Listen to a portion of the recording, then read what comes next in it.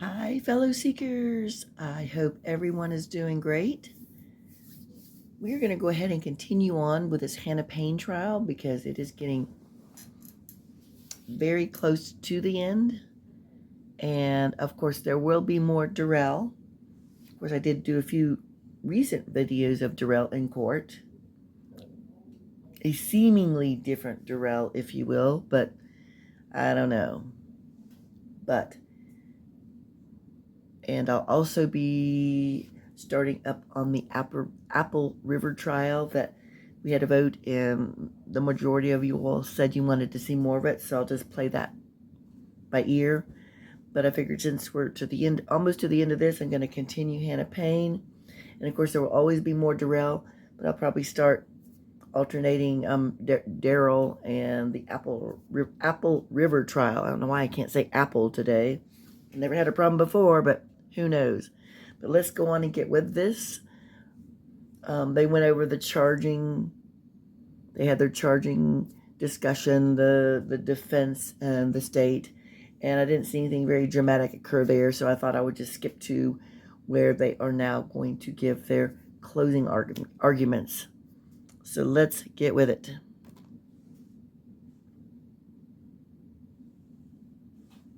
Ladies and gentlemen of the jury, before we broke for lunch, I indicated the process that would commence after lunch, and at this time, the state is going to begin its closing arguments, and the defense will have an opportunity to do so as well, and then the state will have the final closing arguments. So I'm going to ask them to do that at this time. The state will reserve. Okay. All right. Attorney Tucker. Is he going to start? Well, whichever. It's going to be interesting, guys, I'm sure.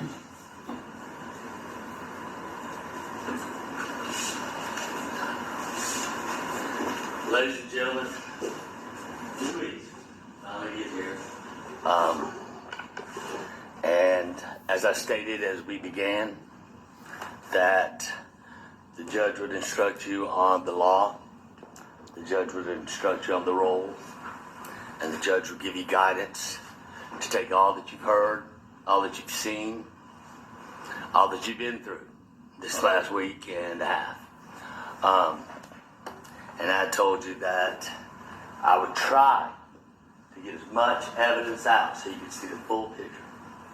Because as I said, when we're dealing with the verdict, you must honestly be seeking the truth, wanting to hear more, wanting to see more, wanting to see the full picture of what happened, to hear what really happened, why this occurred, how this occurred, and why not. So as we began, started with the opening. Of course, I gave you a little story out there to try to keep you interested. And Not the I bow think and we arrow. got more to talk about than that bullseye. So I want to go through Thank God. what you saw here today. Because the judge is going to say everything I say, and everything the state says is not evidence. So you to disregard it. But I don't want you to disregard what I'm saying, because I'm not trying to say it's evidence.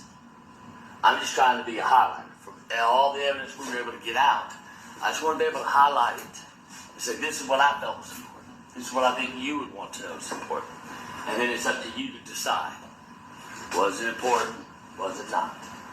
Was it something that I needed to see? Was it not? So we started off fully understanding that the state has the heaviest burden in the world to prove all this evidence of what they have put in the indictment beyond a reasonable doubt. You probably heard things like probable cause, which is a very low threshold. Preponderance of the evidence, if one has 51%, they win. And the reasonable doubt being the highest standard out there. And the judge is going to read to you what reasonable doubt is and what classifies something that is reasonable or not. And I'll let her go ahead and do that.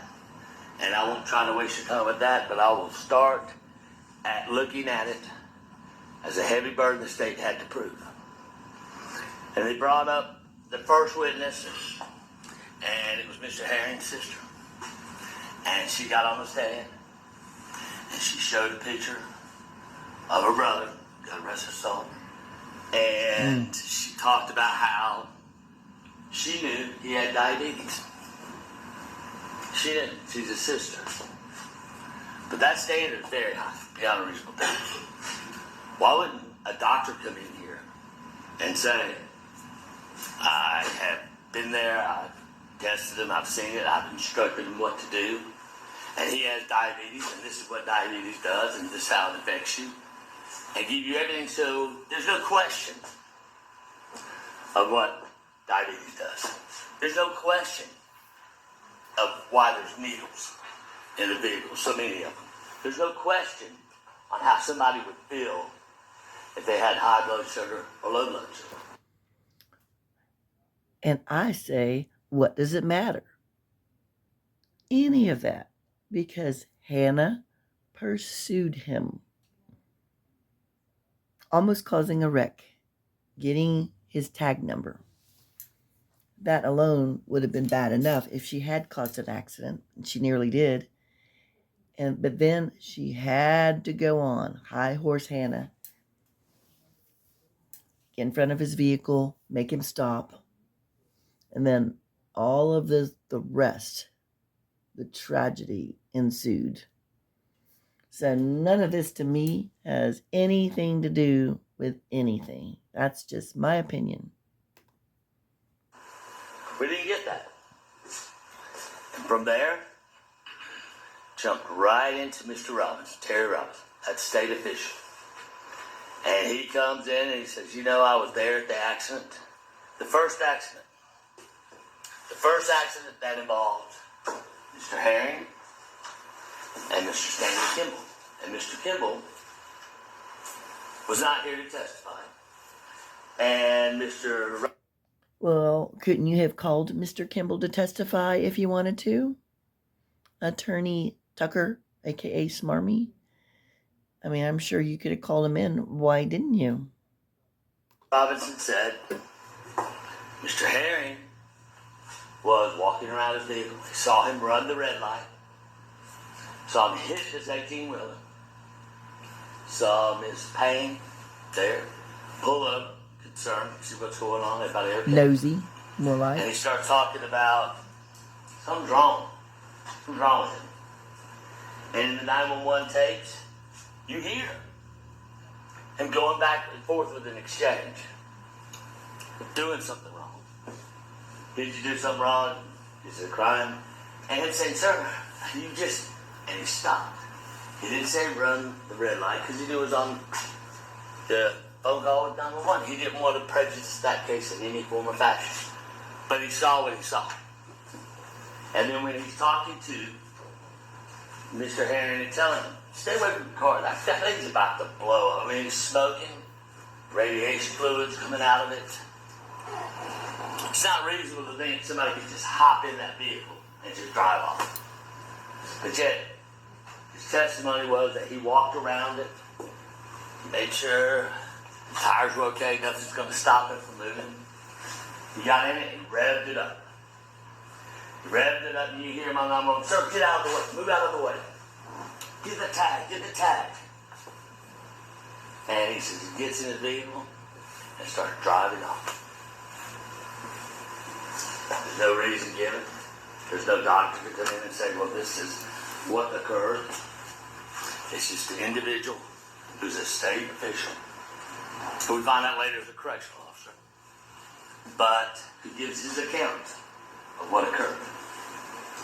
And when talking with him at the stand, what he had said at the incident location and what he had said the day it happened, it was a little bit different. He was using words like confused. Darcy wasn't really doing much. Kind of just out of it. Now, he himself, even though he is working at a medical correctional facility, he doesn't have any medical training. He doesn't know what to classify, what to look for, or what to do unless somebody comes and tells him that this person has a disorder Well, this person has needs, special needs, or this person needs this. But yet, he wants to give examples of confused, outraged. Whereas in his statements in the report and his interview at the precinct, he was irritated. He was walking around the vehicle. He was looking into it, trying to get into it, looking to see what's in it. Then he cranks it up, and he revs it up, and he drives off. So that's how it all begins. And in the meantime, he's on the phone with 911. Miss Payne's on the phone with 911. And they're talking to them both. And the one thing both of them wanted, and the one thing 911 wanted, was that tag information, the tag number. Now, you heard testimony that he'd already caused one accident. And she was looking out for the safety. Now, smartest thing in the world to do, to get behind a car from somebody who's being erratic, somebody who's leaving the scene and you got an officer telling you not to.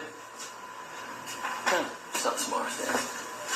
But when you have good intentions in your heart and you're trying to help somebody, and you don't think, she's never been in an environment or a situation to ever think somebody's gonna grab her and say, I got something for you, bitch. She would never contemplate that. So she gets behind and tells 911, hey, I didn't get it, but I'm gonna go get it. And you meet Mr. Robbins. Good, go. But yet he wanted to say, I told her not to go. I told her she shouldn't chase. But you heard the 911 tape. You never once heard him say that. But it was a little bit different, a little bit more biased. And maybe needed to play a part, maybe memory played a part. But you can decide that yourself. You heard his testimony. And pretty much, besides coming to the scene later on, that's about all he can help. That's all he can add to this story. And he added a little of his own flavor in it. To say, I did this and did not. But as we talked when we were choosing the jury, and I said the mannerisms and what you see from an individual on the stand, y'all know if they're telling the truth or not. Y'all know if somebody is not being as truthful as they can or trying to hide something. So they get Mr. Robinson down, and then you hear there's something. And she's the 911 custodian, operator. I'm not sure it really cleaned out what it was, but she works at the 911 call center. And she's there, and she says, hey, we take calls, we record them, we hand them to our upper people, and they make sure nothing alters. They make sure nothing changes.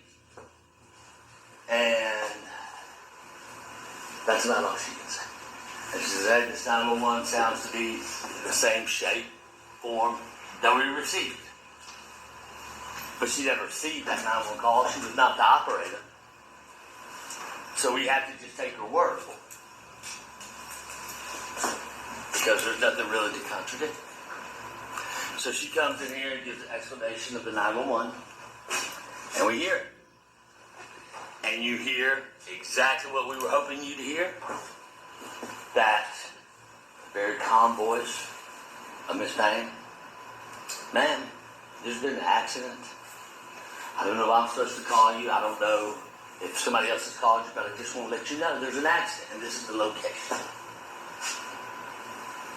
And later on, as he's walking around, being irritated, looking at his car, not answering questions, trying to find out if he's done something wrong or not, then you hear her say, man, it's taking forever. What's going on here? And of course, you heard testimony that traffic was bad and that it was difficult to maneuver to where you needed to. I'm not trying to throw anybody under the bus. I'm just telling you what evidence was presented. So, this traffic jam and this delay of the law enforcement to come out there and write a report and find out what's going on. And this delay there was an opportunity, a gap. And in this gap, Mr. Henry decides he's going to go.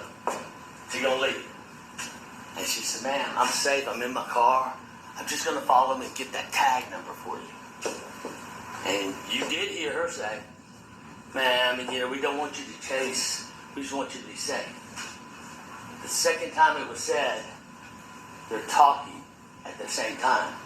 So how one heard the other, I'm not sure, but they were talking at the same time. I can make out both of them. And they were speaking calm and saying, hey, and then there's radio silence. Nobody said, stop. You need to stop right now. Don't follow. It's dangerous. You got to stop. No, nothing. Radio silence. So you think, okay. In their training, their doctors say, hey, y'all don't need to chase, but get that tag. We got to do this so that things don't happen to us. So don't chase us. Our policy left. Hey, get that tag. So she's following this car, not knowing, not understanding what could happen. Because she's never been in it. She's 21 years old, never been in a situation like that. In her mind, she's a young individual trying to help out. She hasn't seen the bad sides. Heard the old phrase, no good deed goes unpunished. So she's trying to assist, and in doing so, she's hanging back enough to get the tag number. And she does, and she reports it to him. In the meantime, we heard that Mr. Kimball had already got that tag number and given it to Robinson, who gave it to 911. So in this time, Miss Payne is following. Why didn't somebody say, hey, we already got the tag? Stop. No one did. Amongst the confusion, it's still, you're safe, you're behind them, just attack. And then she said, you need to come back to the location. And you need to stop. She goes, man, I'm not gonna follow me. These are causing one accident. We're the police. I'll just hang back here till the police gets. She didn't hang back. If the traffic is as bad as they said, what you gonna do? Pull off? Where you gonna go? You got traffic. The traffic wasn't as bad as it was perceived. Because later on you hear Mr. Williams, as he's cruising by the whole thing, puts his hand out there with the phone, takes it on. It looks like he was concerned about traffic or anything. When you see the pictures of where the car finally ended up, you see there's a big gap that somebody could have gone around to the right. Mr. Williams is actually going to the left. He just videotaped it. So you try to take everything you hear and try to visually picture it. And you've heard up to now that he got diabetes, or whatever that's worth. Then you heard, well, it was irritable, he was walking around crazy, he wasn't listening to me, sure as hell wasn't listening to me. But, you're confused. I'm out of it. How that changes, I do not know. How those stories change. But you, the decider of fact, can take what you've heard and take what you listened to and saw, and you can decide that for yourself. And that's what I wanted. I wanted all the evidence out here so y'all can decide. So after something comes up there with the 911, then they bring McCraney in. And she sits down. She's got a good story she's telling, and she's wound up. And she's talking about, yeah, I saw it. It was crazy. She jumped in the window. Now, literally, we don't know. There's no way she could have jumped in the window. But you try to extract from what they say. As we said, every time there's a story, there's a little bit of truth. It's a little bit of truth. Mm-hmm. So maybe the part that she was in the window is when she's being pulled in the window. Maybe the part that she jumps when she's pulling back and getting pulled in. We don't know. Mm-hmm. But you heard the testimony the same I did. And you'll get to decide out of that, was it really believable that she came up, and said the vehicle stopped like an inch away from it. The vehicle stopped like an inch away from a vehicle.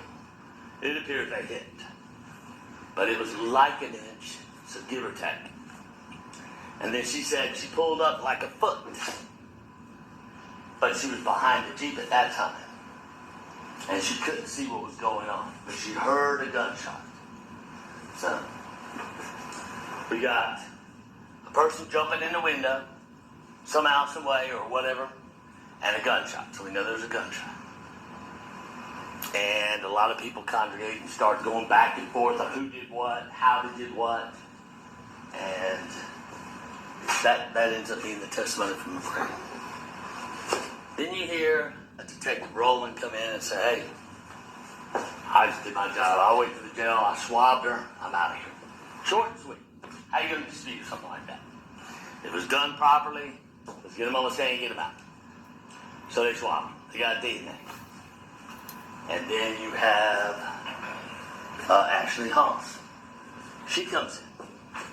And she says, you know what? I do fingerprint. I do that job that everybody always wants to hear. You hear in these shows and movies. Out there in dust, I get the fingerprints, we take the laminate, we look at the genes, the alleles, we look at everything we can. Then we compare. And we compare.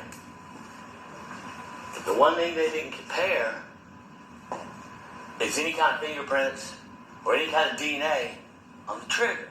The trigger of the gun. That seems to be what it was at dispute. The trigger. Who pulled the trigger? What happened with the trigger? But nobody tested it. But they did test the gun for DNA. And they came in and said, there's DNA. There's a dominant DNA, and there's a minor DNA. And we all sit here and we learn something new about DNA as we're listening. And they said the dominant's going to be more of one person's DNA than the other. And probably no surprise to you, there's more DNA from Miss Payne on her gun than there is from somebody else. So, but they did say two males' DNA on this gun. And it was on the slide, the top of the gun, where the bullet would eject, or the shell would eject once it's been discharged. There's male DNA on it. There's two men. So as you hear, as we go further, you hear that there was a hand in the struggle between Mr. Herring and Miss Payne. And his hand got on top of that slide. And they were fighting back and forth. She had a good grip sometimes. She didn't have a good grip sometimes. But there was male DNA. So you can look at it, and as they talk about circumstantial evidence, you conclude that it was Mr. Herring.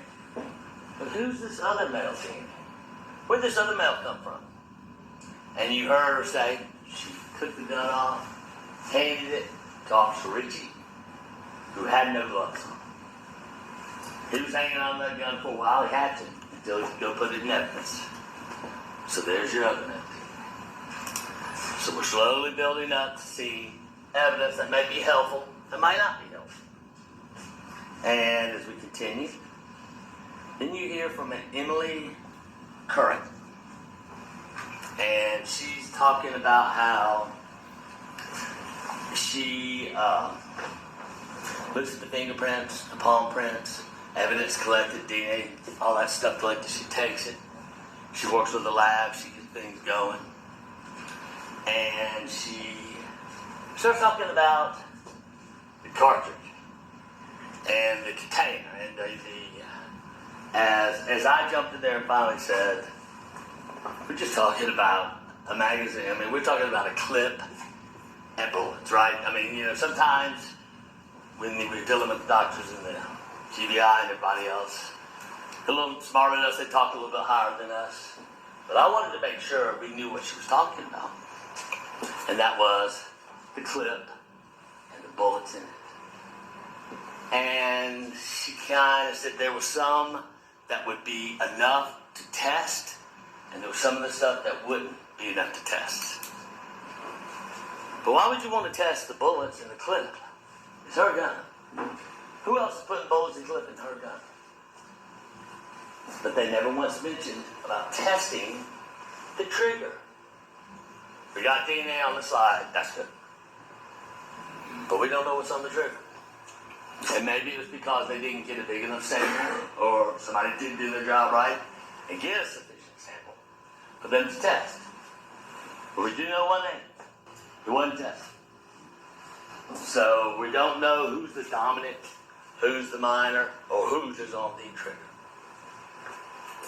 And from there, the witness, Miss Ross. And Miss Rosser got up and she started talking about what she perceived happened. And I believe I showed her where everybody else was using this map to show where the roads are, where it all happened. And I'm not sure, maybe it was her parents. I mean, some people don't, recognize markers or where they were. But she started saying something was going on up here. Everybody else saying it's going on here. But she says it's going on up top. And she says that she was in a car by herself. She was looking at the ceiling. But she saw Miss Payne run to the car and try to conceal herself. Put a hoodie on. A bright pink hoodie. If somebody's trying to conceal themselves, they're not going to put a bright hoodie on. But she never once mentioned that her shirt was ripped and exposing herself. But she saw it all. She saw what happened, and she could testify. And her statement was, a white male came out of a vehicle that drove up behind him and then drove off once he saw the gun. If somebody's going to interject themselves in a situation like that, I don't think they'd wait for somebody to turn around. And I think they would have stopped it, or grabbing it, or stopping it, or somehow thwarting what was going on. But once again, I wasn't there. I can only go off what they're saying. And she said, you know what? This white guy he had somebody else in the car. He saw what was going on. She turned around, never pointed the gun at him, never got aggressive to him. But he said, enough for me. I'm out of here. This ain't worth it. So I asked her about the traffic. And she said, oh, it was clear. She said, I was in a turning lane up here. I could see everything clear. You're in a turning lane on a busy highway. 2. That traffic is miserable, but you can see clear. So really, how bad was that traffic? Now, I know that the officer said he was there stopping people from going down 285, and everybody here knows how irritating it is when you need to get on the highway and they're stopping. You got to reroute you. So maybe there was some traffic there, but not enough to block her vision. Where she said she was right there, kind of side to side, looking at it. I think she said 10 yards. 10 yards. I don't know. I usually like to hear feet, but everybody has their preference. 10 yards from it. And she saw her gun out, holding him at the gunpoint. And wow. She didn't see it. She heard it. But notice. Wow. So did it happen in the car? Did it happen out of the car? From her testimony, I don't think you really understand, or I don't think you get a good impression of what happened and where it happened. But that's for y'all to decide. That's for y'all to take her testimony and compare it to the other witnesses. Because remember, they've had 4 years to get these witnesses together. And I asked the witnesses, y'all talk to the media? I mean, why the difference in the story? Did you talk to somebody else? You talk to the media? You talk to the detectives? No. Yeah, I talked to the media. Yes, I talked to the detectives. And yes, I talked to Bonnie. And they're here giving testimony that's different from what they initially gave. And you, as the decider of facts, got to decipher from the story that you heard from the first account, the story you heard from the second account, My opinion is, when you go back and you talk about what you heard, they're not going to measure. It's not going to be something that you can see or put together or say, yeah, this is kind of close. It's kind of not close. So, I think we took a break there and we went on to day number 2. And day number 2, I believe it was the forensic examiner. And she was here. She's a tough cookie. She turned to you when it was asked questions from the state. She turned to you and was talking, friendly, explaining everything. And I kept asking her, your report said the bullet went right to left. There's a slight downward angle. Right to left. That means if he was in the car and the gun was outside the car, it'd have gone left to right. But well, it depends on what the position of the driver was. When she wrote that report, there was a position in her head that she had that driver sitting at when she said it was right to left. And I asked as many times as I could before I was stopped to try to get an answer out of what position was that driver in.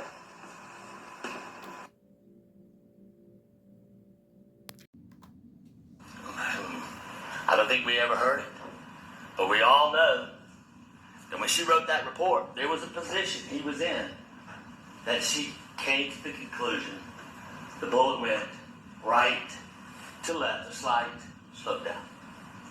I asked her to draw me a picture of it. Show me if it goes in the body, because in her reports it talks about organs that it hit.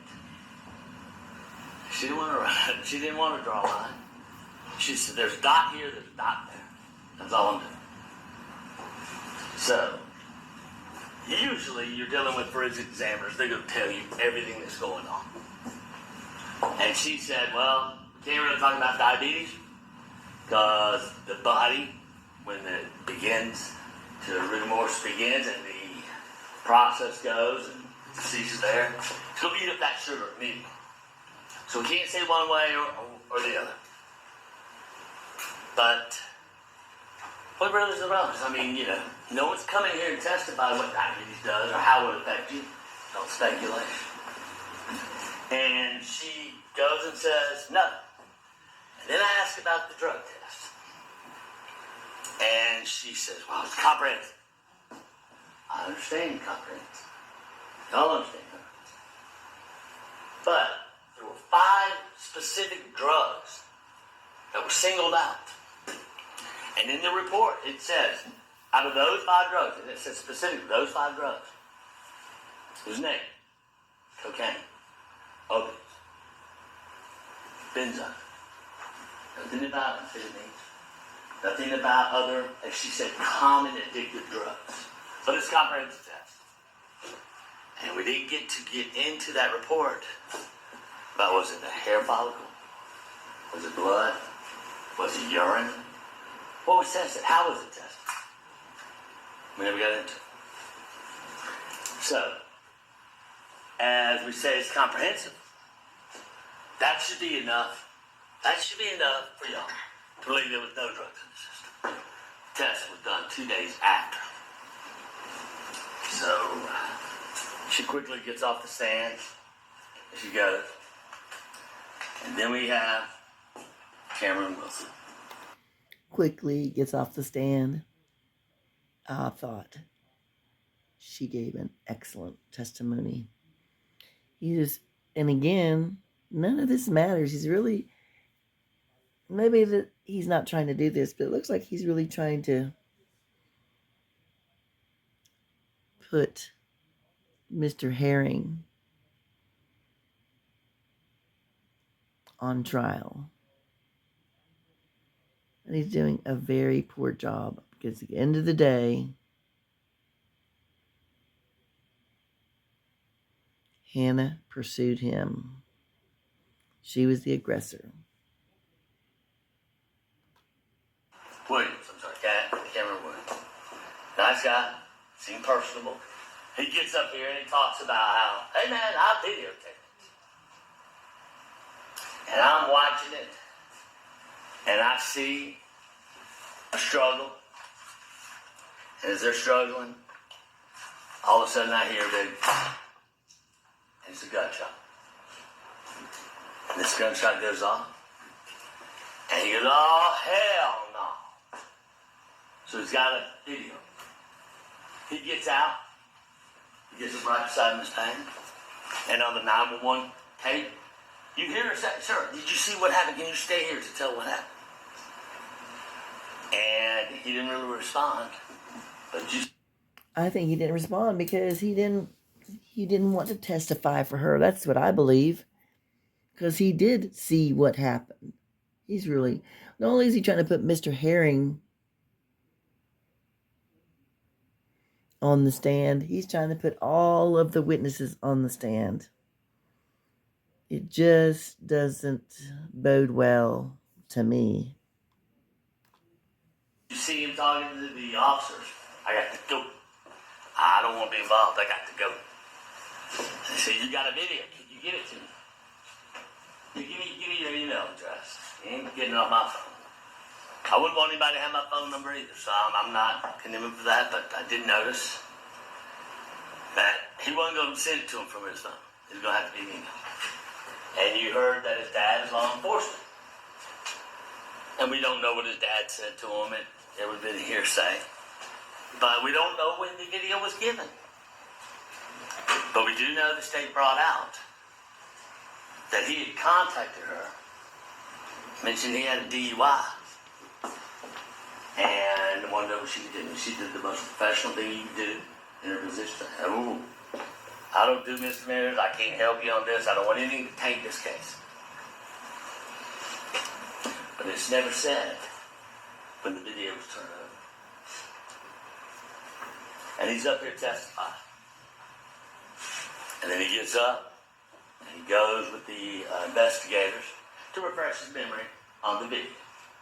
Because there's a interview with him that's been a while. Then he goes off to refresh it. He comes back and pretty much says what he sees on the video, and you've seen it. And a lot of people say, I've got to see it to believe it. I don't want to hear it, I want to see it. So you see it on the video. And he gives what he saw, and what he saw was there. A struggle, going back and forth, fighting over the gun, punching from both sides, struggling, going back and forth. I didn't see the gunshot, I didn't see where the gun was. There was a gunshot. Oh, by the way, she jumped out and grabbed the shell. She jumped out and grabbed the bullet shell. What is it, a sniper? I mean, nobody stands out there and picks up a bullet shell. Unless you're in the movies. Unless you're doing something wrong. So why is that twisted in there? Why would it be brought up? I showed him the picture of the phone, of her picking up the phone, a still shot. That shell must have been behind it. Must have been behind it. I don't know why that twist was put on there.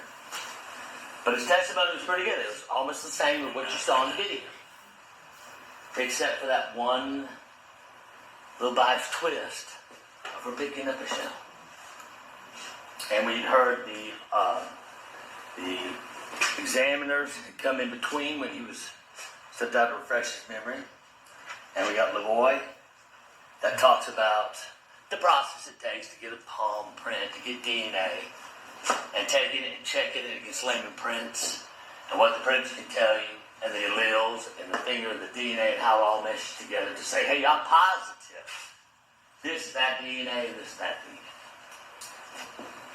But there wasn't a sufficient palm print taken, or wasn't sufficient evidence brought in for her to conclusively say, I know whose DNA, or I know whose fingerprints were here and there.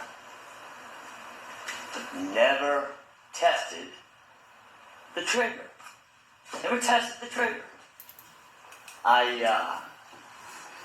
Once again, they have their procedures, and they have their orders. Never tested the trigger. You can prove something beyond reasonable doubt, you test that trigger. But it was never tested. And then you have Cynthia Squin, I believe was her name. And she talks about the forensic biology. And she's the one who comes in and says, hey, I got something for you that's relevant. I got something that's important. There's DNA on that slide. There's DNA on that slide. Male DNA. And there's female DNA all around the gun. But there's DNA on the slide. And the key part there is later on when Officer Ritchie comes in and says that spent shell was stuck in the chambers. Was stuck in the chambers. It never came out. The shell never came out. Why? Logic would say that something was obstructing it. Something that when it pulled back, left DNA on it. But the shell never came out. So when he said that, I picked up the shell, and she picked up the shell, there's no way she picked up the shell, it was never discharged. So you have to take that story, the grain of salt. And then we continue to go through a bunch of pictures of what happened and where the cars were. And Detective Moore gets up there and says, hey, I was there. I interviewed, I talked to her. Yeah, I took pictures. And these pictures were taken at the very end. The interview at the very end. Didn't really want to take pictures unless somebody said, hey, I need pictures taken because she said she was scratched. She was grabbed. She was hit. She was bruised. And every account saying that she's pounding Herring. Not a bruise, a scratch on, well, a pin-top bruise on the left shoulder. That's all they could say. They never said any bruises, scratches, or anything else. But you saw the pictures of Miss Payne. Scratched on her head, on her arm, her wrist, swollen, her eye, swollen. Barely. They may not have given the best representation, but we all know those bruises don't come until after a day or so. And Detective Moore says, okay, I took those pictures, and here they are. And I took out a ruler, and I measured those pictures so that we can have an accurate representation of what size and what scratches and all these just little pricks or whatever, if it was a deep or cut or long. So that's all her testimony. And then you have Officer Ritchie. He shows up. The one that was there, the one that was doing the most. He shows up. He takes the gun from Miss Payne with no gloves. He puts the gun down, tries to assist. He can't get into that door on the driver's side. The door that Hayward kept saying, was it open? Was it closed? Did you open it? Did you close it? How could it be open? You're trying to keep it shut. That door wasn't working. And Richie could not get into that door. And what happened was because of the accident or whatever it is. I'm not going to speak. I'm just going to tell you I couldn't get in the door. So he goes around. And he gets in there. And they're talking with Mr. Herring. Keep here. Hang on. Hang on. And they're getting the EMTs, getting him in the EMTs. And he's leaving. He says, you know what? They're optimistic. They're in the EMTs. I've done my job. Kind of looks in the truck a little bit. Sees all this stuff in the truck. And then y'all saw it in the pictures. And you heard testimony. There's a knife. There's a little saw. There's a cooler. And I asked Detective Moore, what's in the cooler? Because if there was insulin in that vehicle, it must be cool. It must be kept at the cold temperature. And it would have been in that cooler. They didn't want to go look into that cooler. They didn't want to completely say, be unreasonable doubt. He was a diabetic because he had all these needles and insulin. But they couldn't say that. It was not in the cooler. If it was, they'd been sitting away, but guess what we found? But there's nothing. And what they took as evidence from the vehicle to help in their investigation, what did they take? Nothing? It didn't appear like they wanted to find anything. They really didn't have to prove anything about him. So I don't know why he's getting his panties in a wad about that little knife that most of us would probably carry something like that in our vehicle, or all the other stuff. He's just trying to paint a whole different picture. Trying to make Mr. Herring look bad and his poor family having to sit there and hear that with High Horse Hannah sitting over there who's still alive. Abuse. They just looked it over, took pictures. And he sits there and he testifies to what he thought might be important, what he thought he might would collect, what he thought he might collect it for. And he said, but I didn't do it. There were other people who were doing it. You round off how many officers? 4 or 5? 4 or 5. Do you ever hear from those 4 or 5? No. No. We finished with that. We looked at his body cam. We see how everybody is standing around Miss Payne, talking to all the bystanders. You shot him. She shot him. You shot him. You shot him. She's standing there, no, my finger was not on the trigger. And they're having a conversation. They're not getting aggressive with each other. They're not jumping on them and beating them because they think somebody shot somebody. They're having a conversation, trying to figure out what's going on. That's civilized. That's what you're supposed to do. You're not supposed to take a side and just get aggressive or do something. But yet, says theory is the motive for tracking down, chasing down, and shooting Mr. Herring is he's a bad driver. That trivial, a bad driver. If somebody had that kind of anger or something like that built inside them, they had issues on, they would have anger management, they had problems, that would have been documented. Nothing's documented on this thing. She's not got a ticket, she's not in trouble anyway. So, take all of these evidence, and that's the evidence. And then Miss Payne says, you know what, I want them to hear what happened. And I want them to hear it from my mindset, because everything you heard, it just didn't sound, it didn't sound, it wasn't meshing together. It wasn't, some of it wasn't possible. Some of it wasn't logical. Some of it just common. But I don't want to take away from them, but I'm trying to be personal, because everyone can perceive something totally different than what really happened. We talked about that at the beginning. You can see the same thing happen. Two people have two opinions of it. But you have 4 years. 4 years. Take all these witnesses. Take everybody that talked to you. Everybody that saw it. When you kind of put a few together that make sense or that are close to being exactly what happened, or close, but you didn't hear it. Did not hear the testimony of any of those witnesses. Miss Payne gets up there, and she's telling them what's going in her mind. Yes, I heard them say, don't chase. And I heard them say, be safe. The second time I think I was talking, I didn't hear it. But you heard it 4 times. I didn't hear it 4 times. They told me to come back. They didn't say, don't chase. They said, come back. You need to, both of y'all need to come back. Come on. She pulled over, she had her phone out. And she said, I got the police on the phone. Let them see 911 on her phone. You know how the phones on the screens, they have who you're talking to. And she walks up and she's like, I got the police. You need to come back. And what? Nobody cares that she came up with the phone. I got the police. Oh my gosh. All I heard her say is, get out of the car. Get out of the car. Get out of the effing car. You could hear that. She may have said she had the police on, but again, if he was disabled in some way, whether it be diabetes, which that sounds like that's what it was, because obviously he did not come up with any alcohol or anything in his system. But if he had been inebriated, was he going to really listen to her? You know, you don't go mess with somebody who's had a lot of alcohol, because typically they're going to be combative. Not all. So it wasn't smart on her part to do that. You just don't go up as an aggressor and then go, oh, hey, I got the police on the phone, and then expect that they're going to listen or comply with you.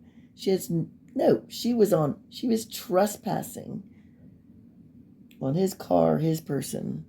She was the aggressor. Clear and simple. I want you to come back. Whack. That phone's gone. That's on the ground. I'd be hitting her hands but too. Still got 911. She's thinking, well, somebody's got to hear this. And grab. And then all of a sudden, you see her shirt. And you saw in the pictures. And you'll see in the pictures when you go back there, her shirt is being pulled in. And her testimony is, I didn't pull the gun. I don't know what people say. She walked up with the gun on her. Now, a couple of them said it wasn't until the car hit her Jeep that the gun was pulled out. But she said, I didn't pull the gun out then. I'm sitting here trying to get away. I'm trying to move back. Trying to get away when you went after him. Oh my gosh. Never been in a situation like that. It's up to God she'll never be in a situation like that again. Because no good deed goes unpunished. And she knows that now. But before then, she's a people person. She's trying to help somebody out. Going up Payne, the place she grew up in. A place that we've heard stories. We've seen incidents. We've seen the news. She graduated high school. She went straight to work. And she's been working the best she can at these apartment complex. Obviously, they've given her some quick responsibility because she's going up picking up tills and showing properties by herself. And that's pretty scary for a 21-year-old. It's pretty scary for anybody. So she keeps that gun with her for protection.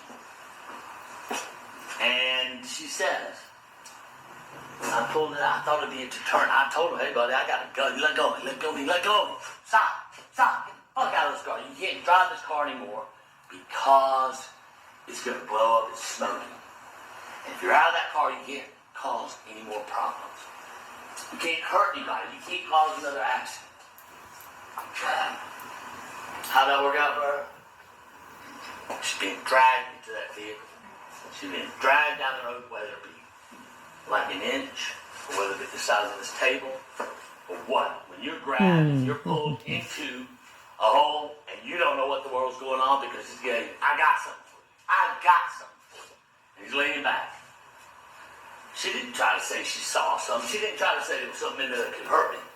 She told the truth. I don't know what was in there. I just know he was grabbing me. My mind's like, holy cow, what is going on? Well, they got the police on the phone. How's that going to help? How's that going to help? In theory, you would hope they're close by. You're going to be safe. In reality, it's not that same. So, he's grabbing her, he's pulling her, he's ripping her shirt, scratching her. She says, I got a gun, and I will shoot you. Is that enough deterrent? No. So she pulls it out, and she sits there and eventually gets pushed up on the car, and her testimony was her hands like this on the car. And she's trying to push back. And you look in the pictures and the video, she's on her tippy toes. And you got dirt on her knees where she's pulling back, trying to get away. And you see a still shot that the state entered that has her pulled back like this.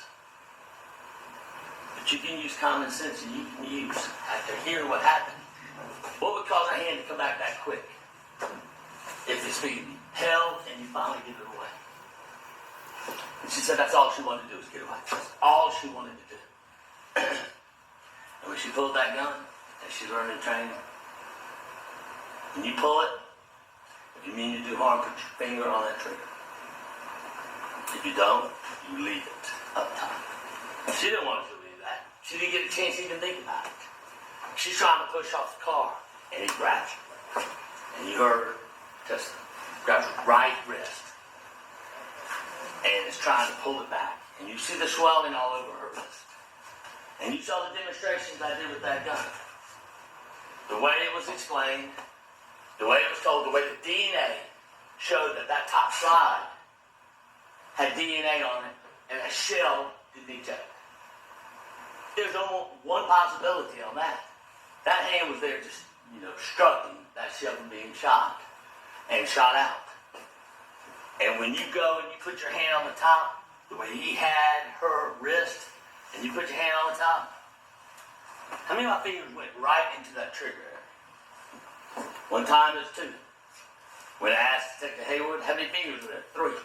3 fingers. 3 opportunities to pull that trigger. And when I asked Detective Hayward, in your interview with her, right after that 2 hours, she sat there. 2 hours. And you sat there.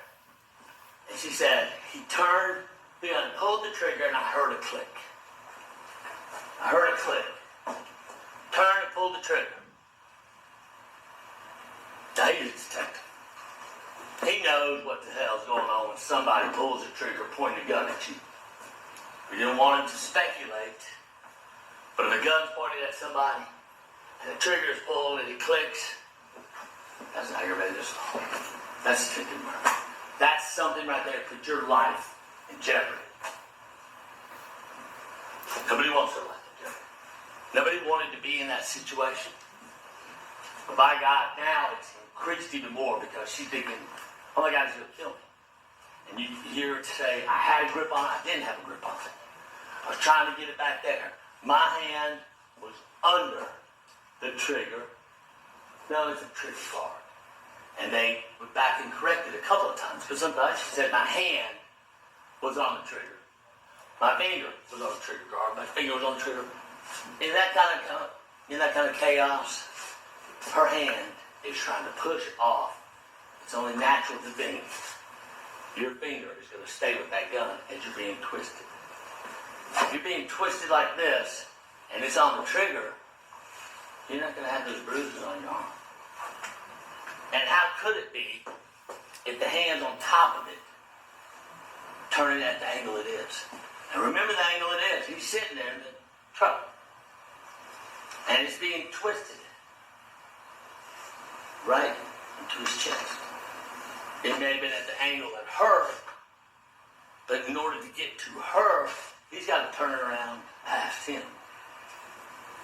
And as he's doing that, he's got his fingers on the top, and they're going back and forth. The state's got one theory, one option, that finger of his Payne was on the trigger. As you heard and saw the demonstration, the man is grabbing that gun, twisting it, possibly has two, possibly has three fingers in the trigger guard, on the trigger. That was never tested. So as you go back and you look at it and you listen, you review all the pictures and you hear all the evidence and you hear the judge say, the state's burden never changes. It's a burden, a heavy burden to prove, beyond a reasonable doubt. Okay? And she starts off with the presumption of innocence. So you got old lady justice here, and she's got the scales, and you've got the presumption of innocence. You're here. It takes a minute to get up here. There's got to be some good evidence to get you even close to being even. And then you got to prove beyond a reasonable doubt that one theory, that her finger was on that trigger and shot her, is the only theory you can come up with. And they proved it beyond a reasonable doubt. They proved that he had diabetes, and I don't know where that's going, but by the sister saying he had it, they proved it. By saying that detectives twisted her story up, but then kept coming back and correcting it, that she had a finger on the trigger the whole time. When you heard the struggle, you saw the position, there's no way it occurred. And you got to believe that that one theory is the only plausible theory that occurred. But just you saw the demonstration. There's three, possibly two, hell, possibly four other theories that when he grabbed that gun, how that trigger went off. That trigger went off while this young lady is sitting there, scared out of her mind. Never been in a situation before. Here's somebody, I got something for you. While she's sitting there or standing there, hovering over his car. Come on. Oh my goodness.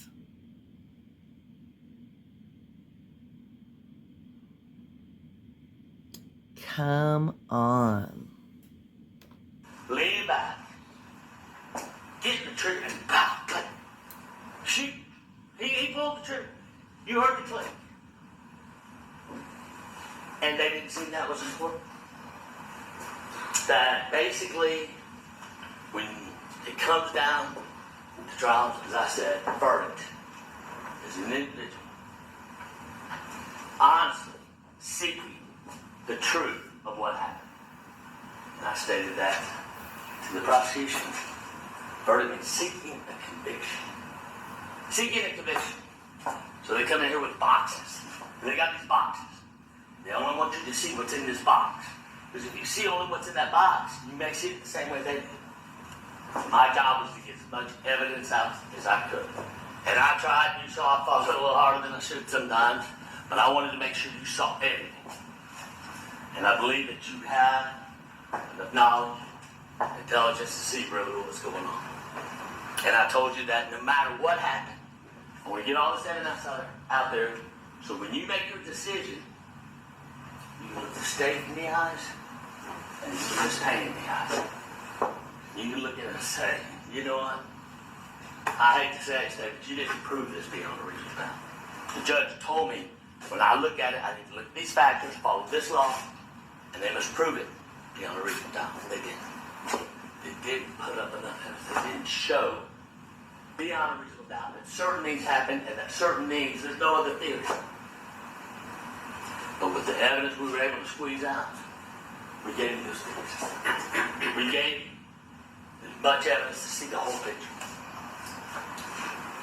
And when you see the whole picture and you go back and you go through all the pictures and you go through your recollection of what the witness said, what the theories are, you're going to come back.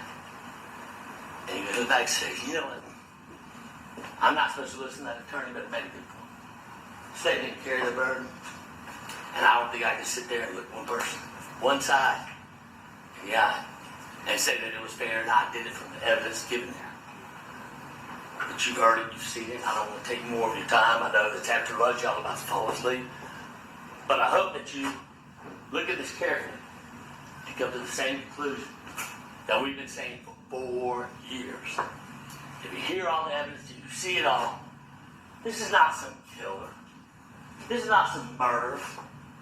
This is a young girl who got caught up in the wrong situation with a good heart and good intention. And when she did it, her mind was not to confront, not to get in arguments, not to pull a gun, but to get the man just still back. We don't know why he didn't go back. She didn't know why he didn't go back, but she sure as heck didn't think it was going to end that way. So, as you go back there, look at all the evidence. I feel comfortable you've seen enough. You've got enough information, enough understanding, enough experience to see really what happened. And the audacity of the state to say that you're going to find her guilty from the information they gave, I think different. I greatly appreciate your time. And I know it was a lot of time in the week. I know y'all didn't expect that. But I appreciate it because I've seen you be attentive. I've seen you been listening. And I've seen those eyes wanting to seek the truth. And I hope you've sought enough truth so that you understand it didn't happen that way. It didn't happen, and even with the theory they have, there's still three other plausible theories of what happened. It comes down to they just didn't present a case. It's beyond a reasonable doubt. Okay, say you. And Miss Payne is a murderer. Somebody just called, because she didn't like the bad driving. He's a bad driver. You heard the one girl up the voice. She said she didn't crazy bitch. She would not change her mind. But not Miss Payne. He never once heard her say, ooh, this guy's crazy. I think he's inebriated, but that's it. So I leave it to you and I implore you to go back, look at the evidence, and do the right thing. And I appreciate your time, and I appreciate your attentiveness. And I appreciate when you come back and find her not guilty of all 8 of these charges, these heinous charges they put against her. Thank you so much. Thank you, Attorney Tucker. At this time, before the state makes its closing arguments, I'm just going to give the jurors a 5-minute break. It's now 3:05. I'm going to give you till 3:10, and you'll come back in and just state and make its closing arguments.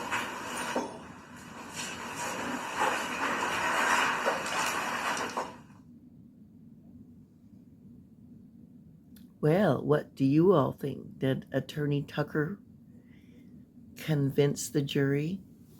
If you had been on the jury, would he have convinced you? Do you think that the state did not prove their case? Well, let's see what they have to say. Information that was on one of the interviews was disseminated by the media. And as we heard earlier this week, once the personal information is put out, that there are people that make calls that are, aggravating, annoying, not positive. And so I would just kindly ask the media at this time not to republish any information that's personal to the defendant or to any other witnesses in this case, so as to avoid calls being made that are not wanted. Okay, is the state ready to proceed with its closing? Hannah's already gonna cry. Oh my goodness. Bill Finnis, please bring the jurors in. You think she knows she's gonna get tore up? Let's see.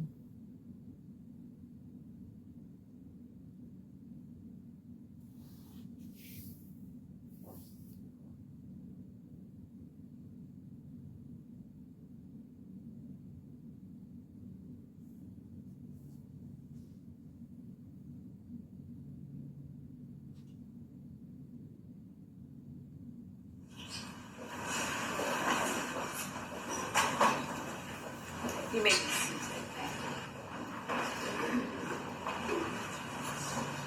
The state will now give its closing argument.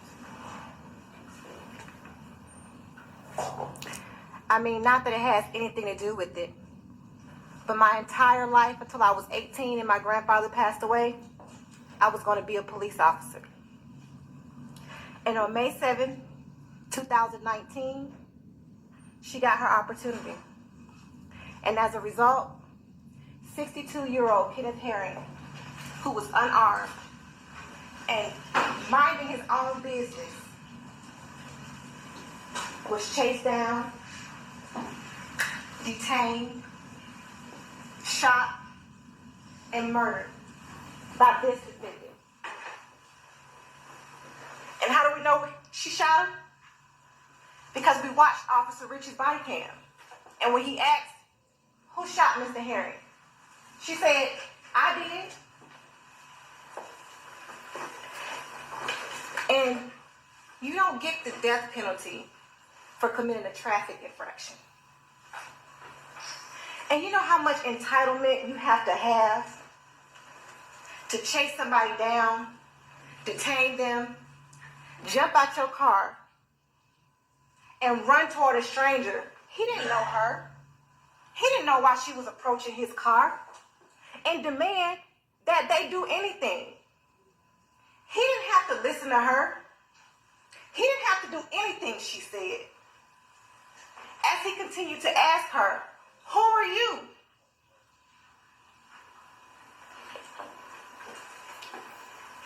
And the audacity to come here and take that stand and blame everybody else.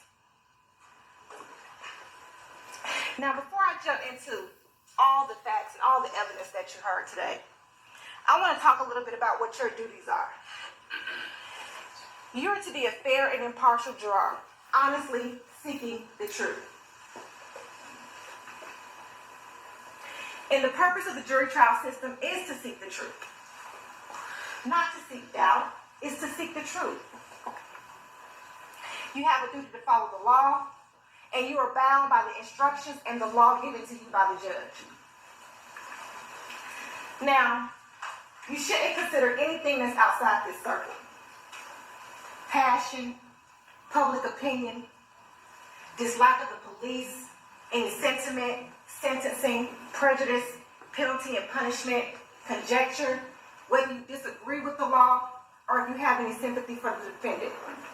The only thing you should consider is the law, the elements of the crime that I'm going to discuss with you, any testimony that you heard during this trial, any expert testimony, and you will determine the credibility of the witnesses, any photos, any audio, any videos that you saw, the physical evidence. We don't ask ask that you leave your common sense at the door and any corroboration. Now, you do have a duty to deliberate.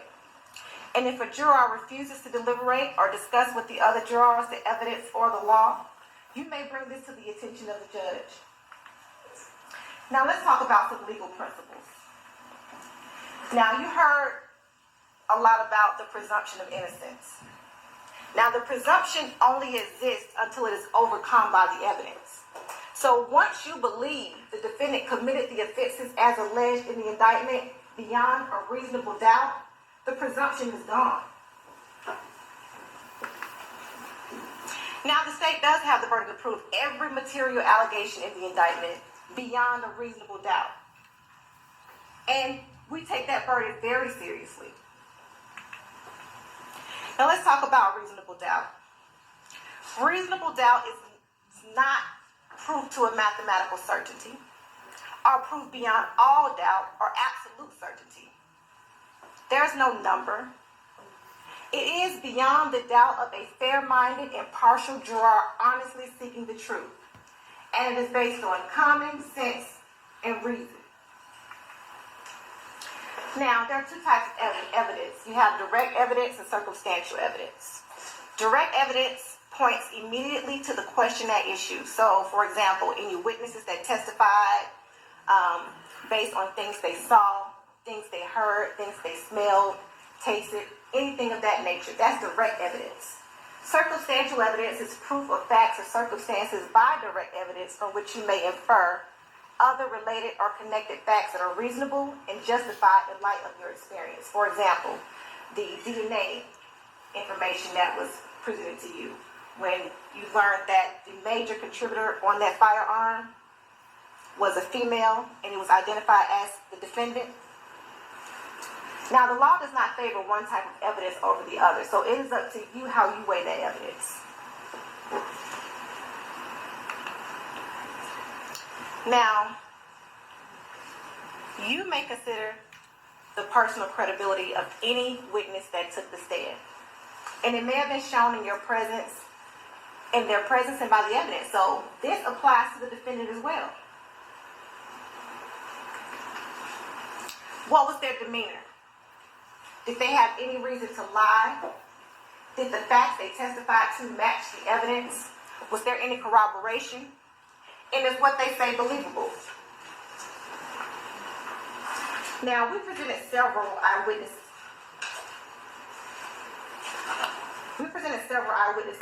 That Attorney Tucker discussed. And you heard direct evidence based on things they saw and what they observed on May 7, 2019. Now, even though Attorney Tucker tried to twist their words, misquote their statements, they all stood firm in what they saw. And what was consistent between Ms. McCraney, Ms. Rosser, Ms. Jackson, and Mr. Williams was that there was only one aggressor on May 7, 2019. And that was the defendant.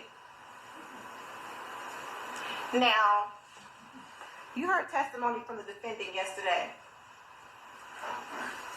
And, she stated that she never heard 911 tell her to not chase. And then when I went through her testimony and the transcript of the 911 call, they told her 4 different times, either twice, to go back to the incident location. And they told her not to follow him. But she said based on her perception and what she believed they meant was that she should follow him as long as she remained safe.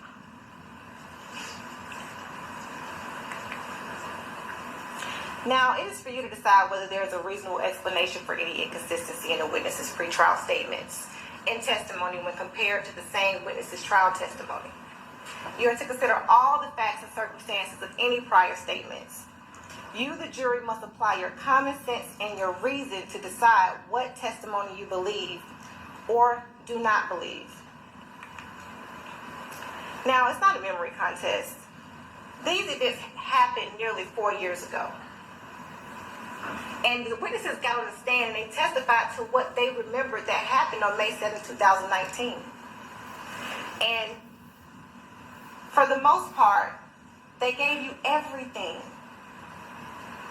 Now you can imagine, if you went to a wedding and, you went to the wedding, you told your mother, the bride's dress was beautiful, the food was good, and you told your dad, they had a great open bar. The DJ was real nice. And you told your friend, the invitations that we received, they were just beautiful. Now, you may not have told each one of them all the details, specific details of what happened at the wedding, but what was consistent amongst the story is that what? I went to a wedding. And all of the witnesses were very consistent. That on May 7, 2019, Tiana McCraney advised you that she observed the defendant travel around Mr. Herring's vehicle and block him in. She stated that the traffic on that day was very congested on Riverdale Road. It wasn't moving. And when I asked her, was there any way after she blocked his vehicle in and detained him, could he get around her? Could he move in any way? And she said no. And what she also observed was the defendant jump out of her vehicle, irate and aggressive, and immediately run toward Mr. Herring's vehicle, screaming and yelling for him to get out of the car and cursing at him. Now, when you watch the defendant's interview, she never mentions to the detectives at any point in time that she yelled at him, that she screamed at him, and that she demanded that he get out of the vehicle. Her characterization was, I walked up to the car, I held the phone, and I said, I have 911 on the phone, and they want you to go back to the scene. And that all of a sudden, the victim just became very irate, grabbing her and pulling her into the car. And that's not what any of the witnesses saw.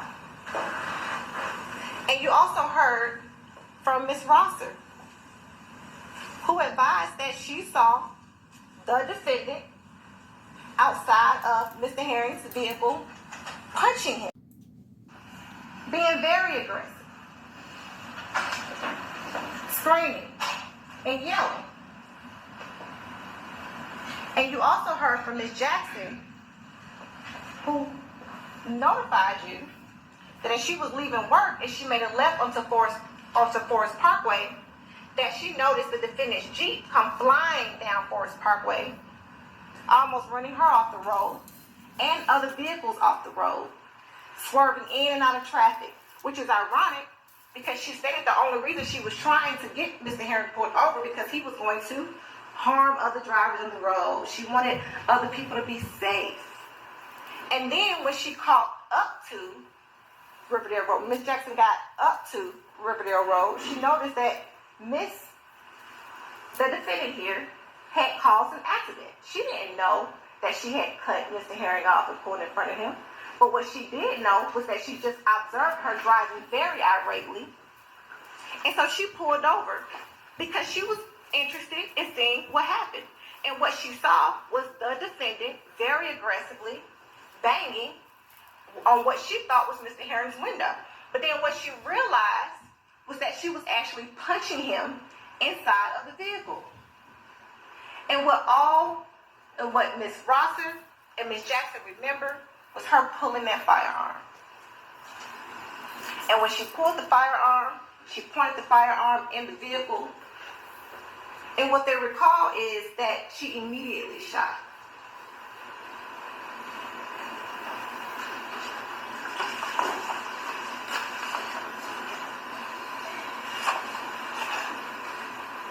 Now, the testimony of a single witness, if believed, is sufficient to establish a fact.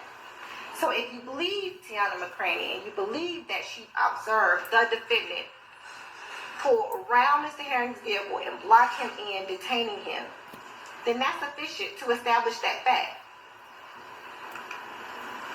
Now, the law provides that criminal action shall be tried in the county where the crime was committed.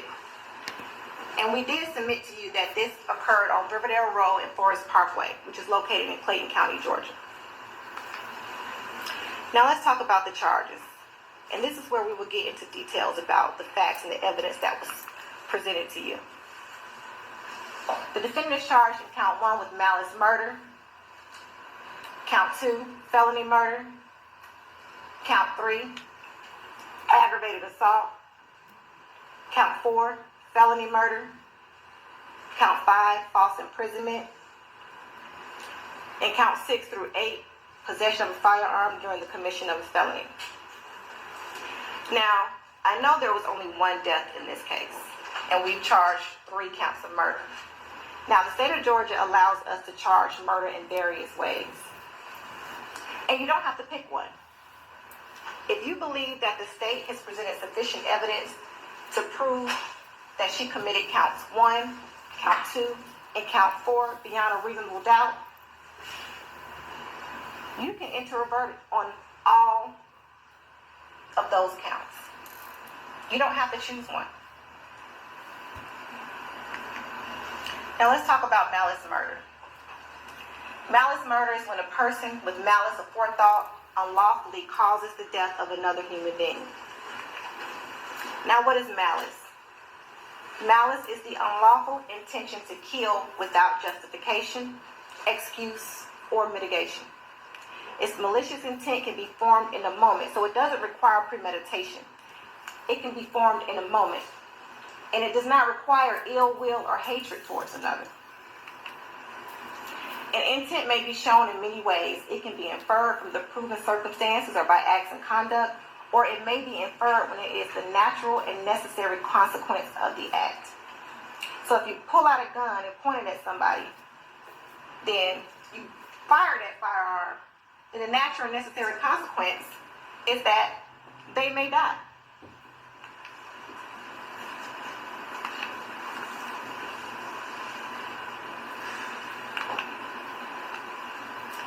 Now, we believe we submitted to you, that the defendant acted with malice when she chased Mr. Herring's vehicle in her Jeep. She cut off Mr. Herring's vehicle with her Jeep on Riverdale Road, cornering him in, blocking his ability to move, detaining him. When she jumped out of her Jeep in an aggressive manner, immediately runs up to Mr. Herring's driver's side door, screaming, cursing, and demanding him to get out the car, motherfucker. She tells Mr. Herring that she will shoot him. She draws her firearm from her waist. She racks the slide with 2 hands, and she shoots him.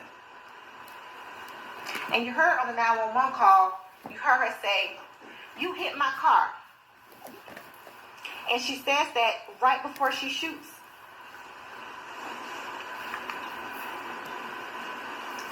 Now, she's also charged with felony murder. Now, when a person, while committing a felony, causes the death of another human being, irrespective of malice, so aggravated assault, which is a felony, plus a death caused during the aggravated assault equals felony murder. So there's no intent to kill. Intent to kill for this count is irrelevant. It's not required. So a person commits an aggravated assault when she assaults another person with a deadly weapon. And no injury is required for you to find the defendant guilty on this count.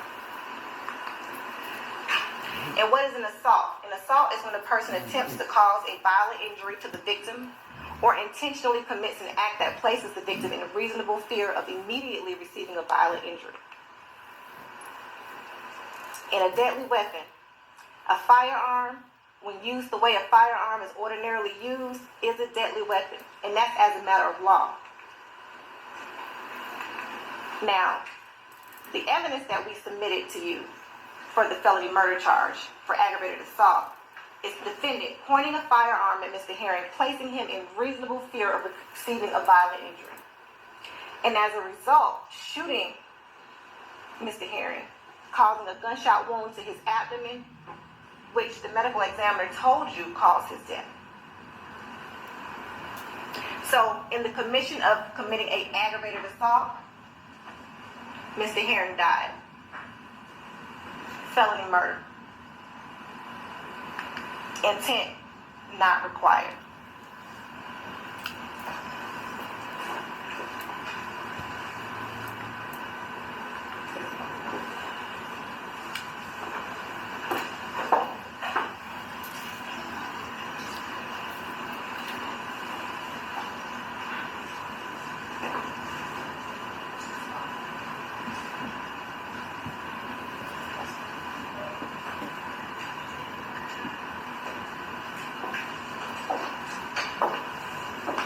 And we know the defendant committed an aggravated assault because you watched the video. And you watched her in this video shoot Mr. Herring. Now, when the defendant pulls a firearm and she pointed it at Mr. Herring, then he reasonably believed in that moment that he would receive a serious injury. And therefore, the aggravated assault was complete. In count 4, she's charged with felony murder for the crime and felony of false imprisonment. Once again, intent to kill for this count is irrelevant. And a person commits false imprisonment when she, in violation of the personal liberty of another, unlawfully detains another without legal authority. And false imprisonment is a felony. Now, if you recall, when the defendant was on the stand yesterday, she did not want to state that she blocked Mr. Herring's vehicle in. But this is what you see in this photo. And that's what you heard on her interview when she said, I found an opportunity and I pulled in front of him and I stopped him.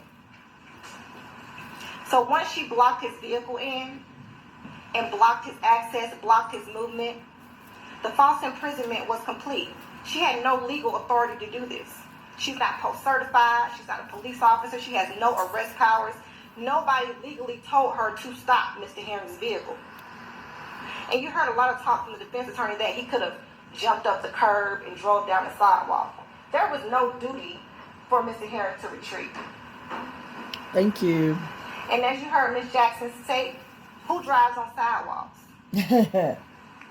Exactly. So the felony murder in count 4 was complete when the defendant cornered him, restricted his movement, detained him without any legal authority. And during that false imprisonment, he was shot by the defendant, again causing a gunshot wound to his abdomen, which caused his death. False imprisonment was complete. Felony murder. Now, count 6 through 8, in possession of a firearm in the commission of a felony, is when a person unlawfully has on his person a firearm while committing a felony. And we submit to you that in the commission of the false imprisonment, in the commission of the aggravated assault, and in the commission of the malice murder, the defendant was in possession with the firearm. And you saw that in the photo. Murder is a felony, aggravated assault is a felony, and false imprisonment is a felony. Now, this is one of the most important parts to remember as you deliberate. A person is justified in using deadly force which is intended or likely to cause death or great bodily harm, only if she reasonably believes that such force is necessary to prevent death or great bodily injury to herself or a third person, or to prevent the commission of a forcible felony. Reasonable belief doesn't just mean whether the defendant believed it. The question is whether it was reasonable for her to believe it. Would a reasonable person believe it under the circumstances that you've heard in this case? Was it necessary? To be entitled to self-defense, the defendant must have needed to use this force to protect herself from an imminent threat of death or serious bodily injury or a forcible felony. The problem here is that a person is not justified in using force in self-defense if she is the initial aggressor. Yep. The defendant was the initial aggressor and therefore is not entitled to self-defense. Agreed. So, yep, that's true. whatever Mr. Herring did, once the defendant cornered him, aggressively approached his vehicle, and pulled out that firearm, doesn't matter. He was within every right he had to do whatever he did to defend himself. Because there was only one person on May 7, 2019 that was entitled to defend themselves, and it wasn't the defendant. Once again, the defendant is not justified in threatening or using force if she provokes the threat or use of force against him or herself, intending to use that threat or force as an excuse to harm the other person, is committing a felony. False imprisonment is a felony. So, once the false imprisonment was complete, when she blocked his vehicle and blocked his access, she was committing a felony. And if you are committing a felony, you are not entitled to self-defense. And once again, if you are the initial aggressor, unless she withdraws from the encounter and clearly communicates to the other person her intent to withdraw, and the other person continues or threatens to continue the use of unlawful force.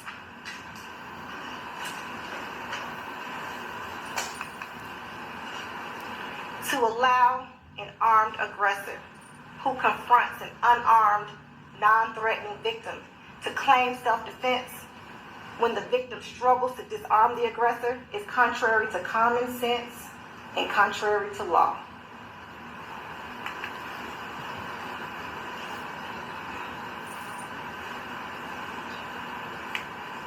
On May 7, 2019, you heard testimony from Terry Robinson.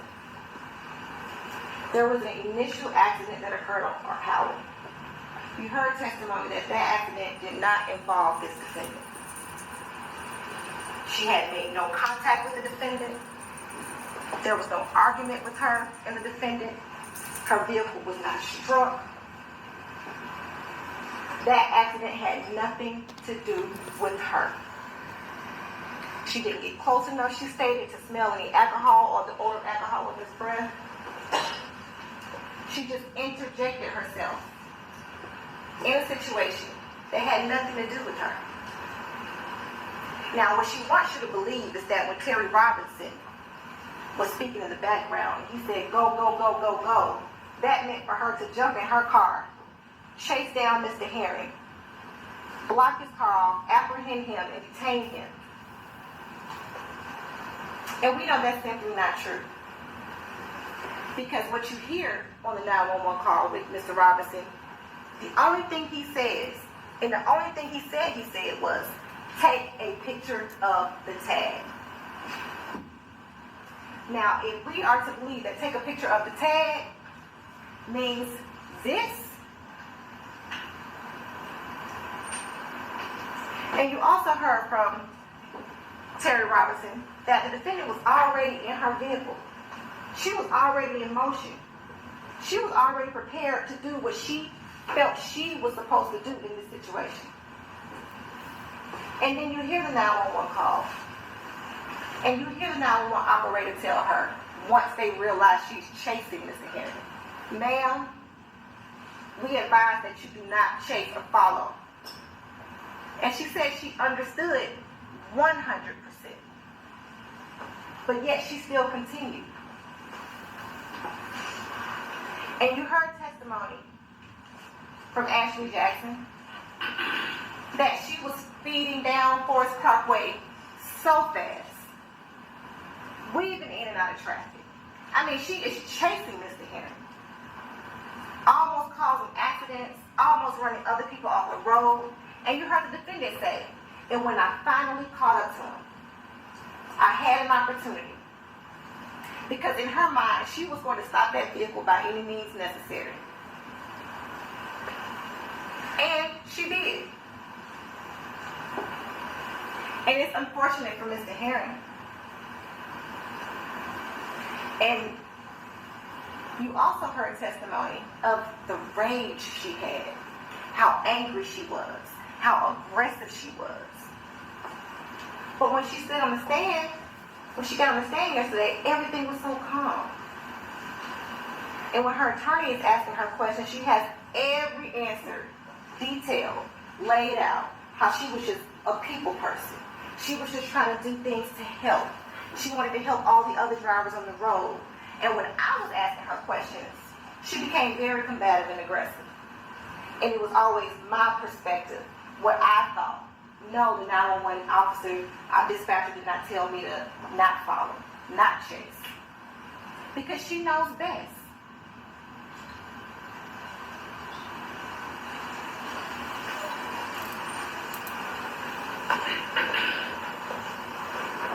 And at the end of that 911 call, after she shot Mr. Herring, her whole attitude, I'm safe, but he ain't. But she wants you to believe that she was concerned, and she wanted an ambulance, and she wanted to assist, and she wanted to help and make sure he was okay. She didn't care about Mr. Herring.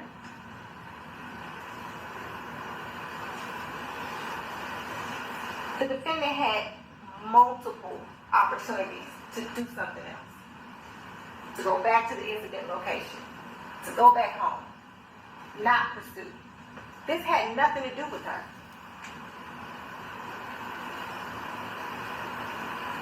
And the idea that she could command somebody to do anything. The only person that introduced a deadly weapon in this situation was the defendant. And but for her introducing that firearm, Mr. Herring would still be here today. You can't poke a bear, and then when the bear turns around and attack you, want to claim self-defense. It doesn't work that way.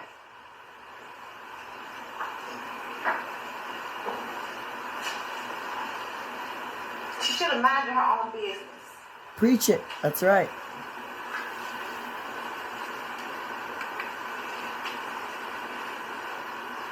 Now, this is the real reason we're here today. Now, the law doesn't allow us to talk about Mr. Herring's background and history and go into details about that. But there is no reason, absolutely no reason Mr. Herring shouldn't still be alive today. Preparing to spend the holidays with his family and friends. There's absolutely no reason.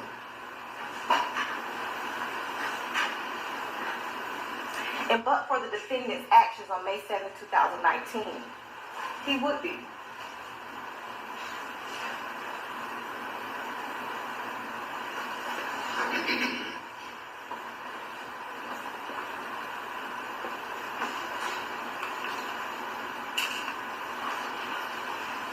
He saw and heard the evidence.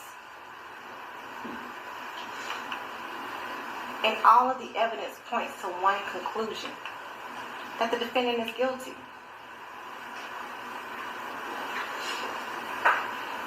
Now, you won't be able to take back the videos and the audios, the 911 calls as you deliberate, but if you want to be able to listen to those again, to see them, just let the bailiff know, and we'll let you do that. But this isn't a complex case. The defendant had no right to do what she did.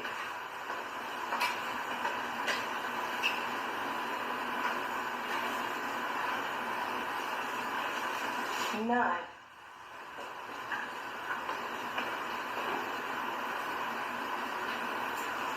And so I'm going to ask that as you deliberate,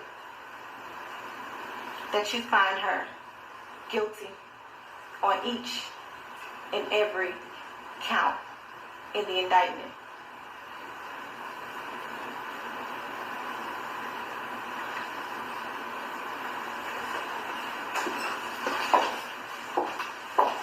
Well done, I believe. At this time, I'm going to charge you with respect to the law that you must apply to the facts of this case. It involves quite a bit of reading, so I ask for your attention while I read. Of course, you will also get a copy of the charges to take back with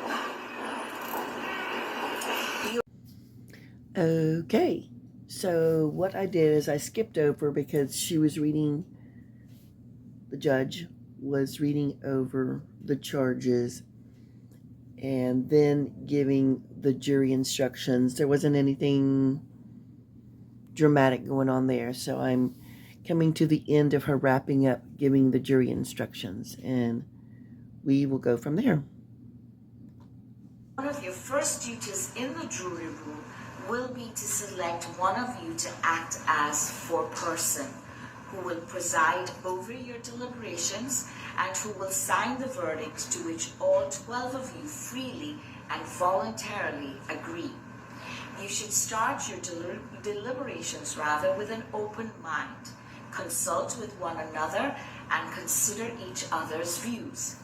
Each of you must decide this case for yourself, but you should do so only after discussion and consideration of the case with your fellow jurors. Do not hesitate to change an opinion if you're convinced that it is wrong. However, you should never surrender an honest conviction or an opinion just to be congenial or just to reach a verdict solely because of the opinions of the other jurors. During your deliberations, you must not communicate with anyone other than your fellow jurors about this case. You're also not permitted to conduct any research about this case, including persons, places, or legal concepts mentioned during the trial. These rules apply not only to in-person communication, but also to communication or research using cell phones, text messaging, websites, blogs, or social media of any kind. Unanimous verdict. Whatever your verdict is, as I said, it must be unanimous. That is, agreed to by all of you. The verdict must be in writing and signed by one of your members as foreperson, dated and returned and published. That is, read in open court. Ladies and gentlemen, to assist you in reaching a verdict, the court is going to provide you with a jury verdict form. The form in substance includes a paragraph for each offense for which the defendant is charged, and there's a place for you to check not guilty or guilty for each count. Then there is a space for the foreperson to print their name and sign and date the form. Please fill out the form in blue ink so that we're able to distinguish the original form from any photocopies. I'm going to allow you now to retire to the jury room to begin your deliberations. But do not begin the deliberations until you receive the indictment, the verdict form, and any evidence that has been admitted in the case that the law says you can have in the deliberation room. Numbers 13 and 14, you will be sequestered from the jurors deliberating in this case. Do not discuss the case with anyone, including the bailiffs. Should one of the jurors not be able to continue, you will then enter the jury room and become the 12th juror in the order that you were selected. Thank you all. It is now 4:35. I can give you a break, a short break, and then ask you to be in the deliberations at 4:45. So I'm going to recess at this time, allow you to leave. You can take a bathroom break, and then I will ask you to begin the deliberations at 4:45. And again, do not begin until we give you the verdict form, the indictment, and all the evidence that you're allowed to have. Thank you so much. Oh, look at Hannah. You can imagine that would be very, my stomach would be going flip-flop too if I were her.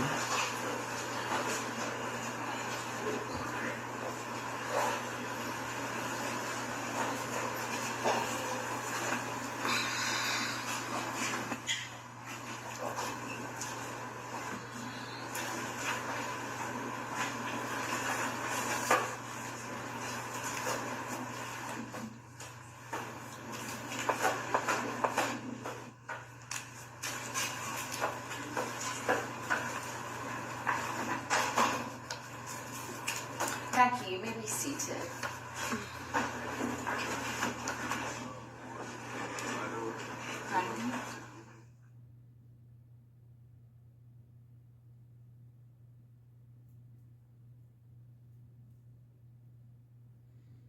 Oh, yeah, look at her. Oh, everybody is, I mean, you can feel the tension in the courtroom, but she's just, I mean, I think she's known for a long time. She's toast. So, counsels, we've already selected the evidence that will go back to the jurors. I'm going to include the charges, and I believe our court reporter, Ms. Brown, has the copy of the indictment, so they'll have everything they need to begin their deliberations. Do they have the verdict form as well? Let me. Do you have the verdict form here? There? Yes. Okay. Thank you.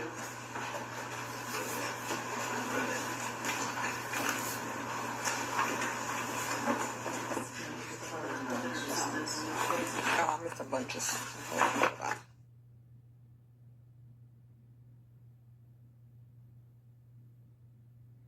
Look at him.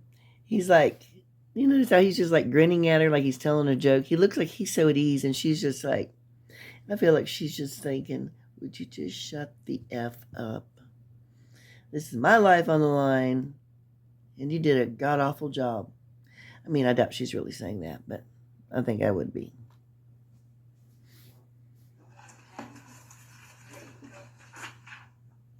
Look at her. She's like, Is there anything further that the court needs to address before we recess? We should have telephone numbers if there are questions that arise while they're deliberating. Then certainly the court will notify counsels. Oh, I'm talking without being on record. Go ahead. That was just practice. Okay. I'll go right Oh, ahead. that's funny. We just need to note the objections to the charge. The state did not notice any errors and has no objections to the charge. That's for defense. Your Honor, we appreciate that you gave us extra time to look at it. I think any objections we had were taken care of and corrected, and the final version was fine with no objections from the defense. Okay, thank you, counsel. Okay, as I was saying previously, we do have telephone numbers that we're able to reach counsels and their questions that they pose to me. Definitely, I will alert you. I will bring them back in if there's a need to in terms of explanation, but I will confer with counsels before I do so. Okay, thank you. So we stand recessed for the evening. Yes. Not counsels, but anybody else in the courtroom that needs to leave, we are recessed. Counsel. Because they're going to be deliberating. Right, they're going to be deliberating, but if anybody wants to leave at this time, No, certainly they they're just free usually to, write it on because the all that's going to notepad. happen will be. Oh, he's giving him a congratulatory handshake. No, I shouldn't say congratulatory. Well, it will be. It's like by the best man or woman win. Okay. So I don't think they actually, I don't know if they leave. I feel like it didn't take them long to reach a verdict. I know they're should be asking for things. The big picture in there. Let's see. if we can find, if they ask for anything. Mr. Smith can get them.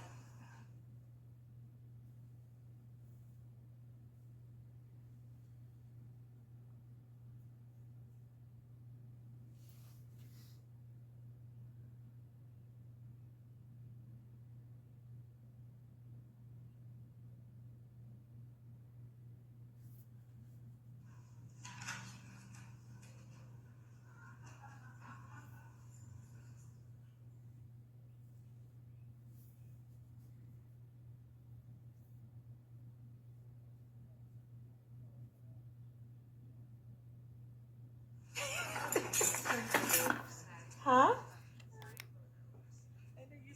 It must be cold in there. Hannah is all bundled up. Come on, George, 1 second.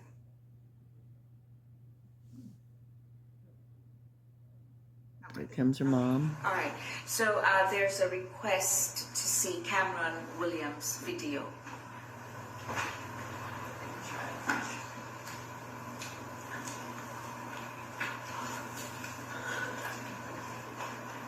Yeah, that makes sense. I think that was some good evidence. Even though our attorney, Smarmy over there, tried to act like it was nothing, and the fact that he didn't want to have anything to do with Hannah, probably because he saw what she did. He didn't want to sit there and be a witness to help her.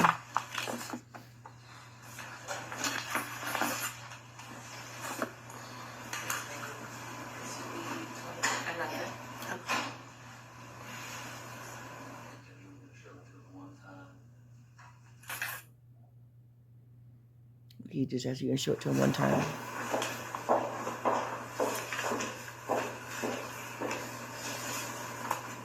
Okay, so while we have them here, they've also requested to see Officer Ryan Rich's body cam video and then Miss Payne's second 911 call.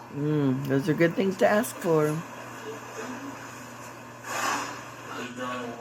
Pardon me? Miss Payne's second 911 call.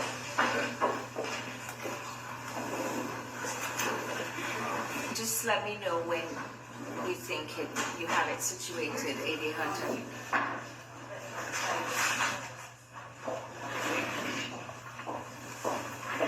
You need that video? Oh, you have everything.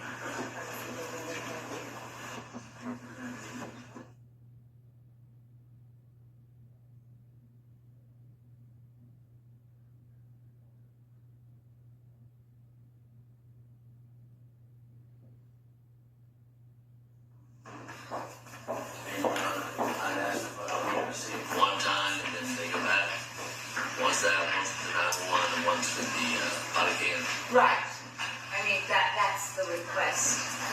And then I'll sort of gauge what time we break this evening.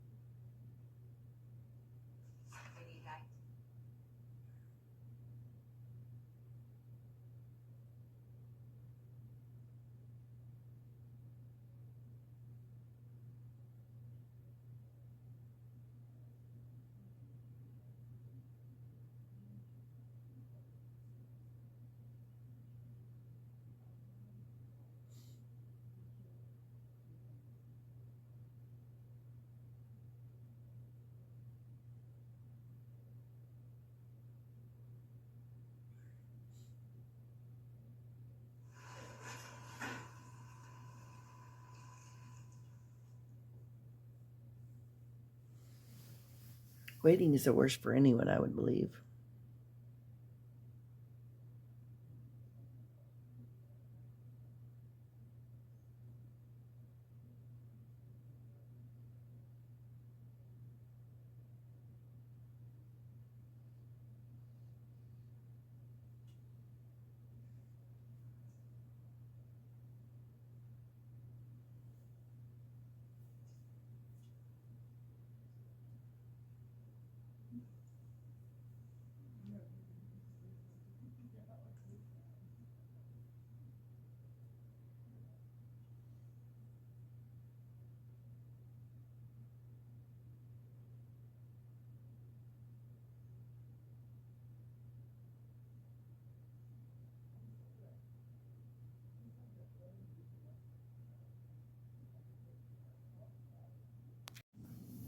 Okay, so it looks like she is going to play the Cameron Williams video for the jury. I don't know how it's rigged. I'm assuming they have something in the jury room where they can view it, as well as the people in the courtroom. So let's take a look at what they're going to be looking at as they review it.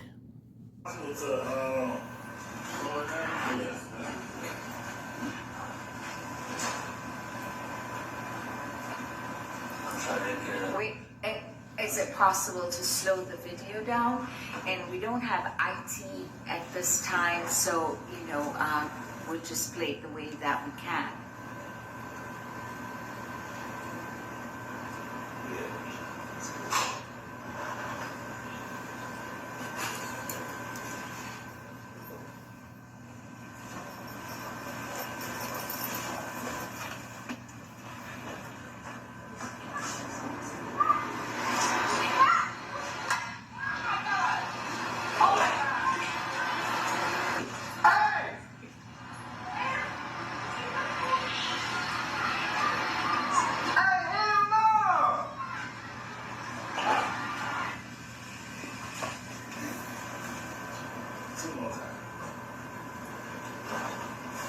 I just want to make sure the record's clear. Jurors requesting don't play it again. Is that okay? That's any objection? I would refer to the rules of the court and how they address that. I'm not a judge, so I don't know, but I think the rules state whether they can or cannot. I'm going to allow it to be played again. Yeah. Well, they weren't able to get it to slow down, so.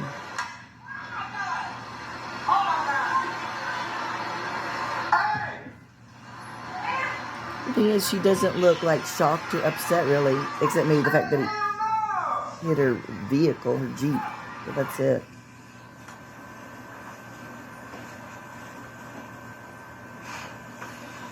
She just doesn't look shook up at all.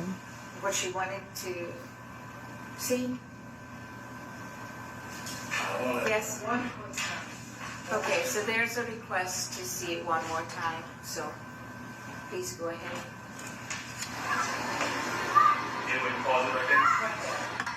Oh, not fast enough. Sorry, I did it. Sorry, not fast enough. Oh,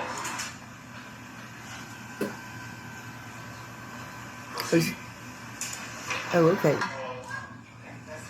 Oh, okay. So jury's in there with them. I see. It sounds like okay. Is that sufficient? Okay. You also asked to see Officer Ryan, which is body cam video. Okay. Do we have that?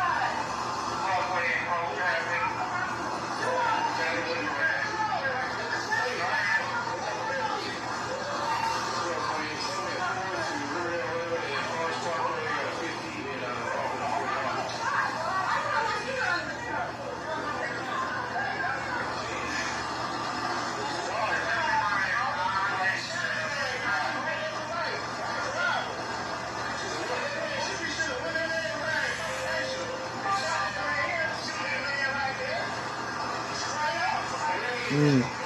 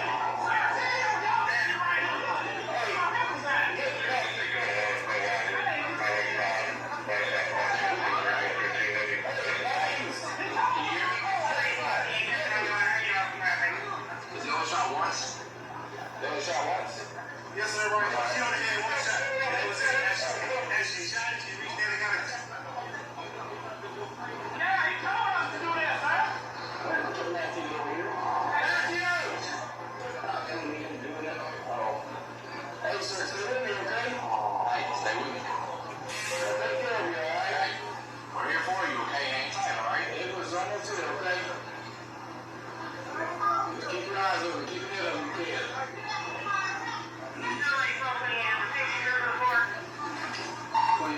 It's really, just stopping it for a minute, really interesting to hear people in the background relaying what they saw.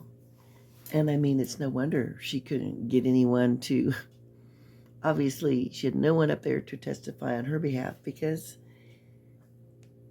everybody who saw it saw that she was the aggressor at the end of the day. But it's really that simple. It really is.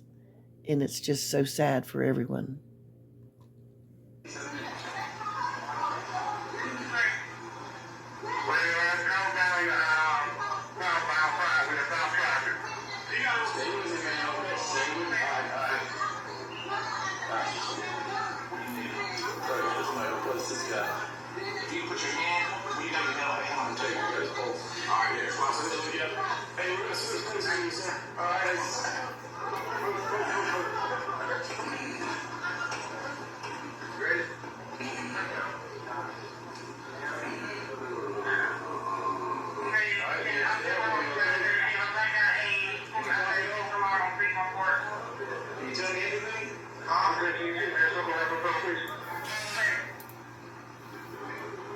Come on, sir, stay with me, okay? Just keep breathing. Hey, what's your name?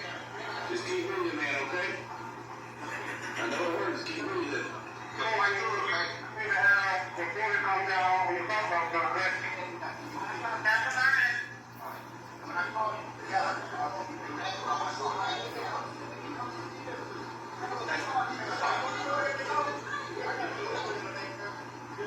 Come on, stay with me, man. Keep breathing, okay? He's probably got a wallet in his pocket. He's yeah. I'm assuming so. Stay with me, man. Hang tight. Come on, sir. Just keep breathing, okay? Keep breathing. Keep strong breathing. We got you now. We got you now. That's them coming up right now. Yeah, both. Somewhat. Yes. Let's get top here. Yes. It's going to be the belly button. Area. Come on, man. Keep breathing, okay? Just focus on me right now. Keep breathing. That's all you gotta do. Hey. Hey. Hey. Keep your eyes open. Let me see you breathe. Breathe for you. Breathe, man. Stay with us. Stay with me.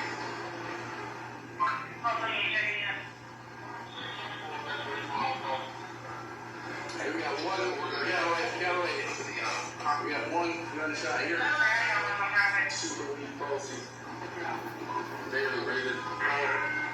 We just found out what happened. They got the electric. The lady, they got hit by it.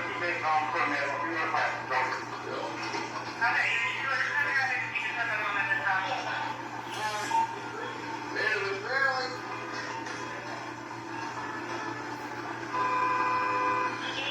We got a single entry room right here. I don't know if there's an exit. We haven't been looking for enough to find out. Where's that all way? Come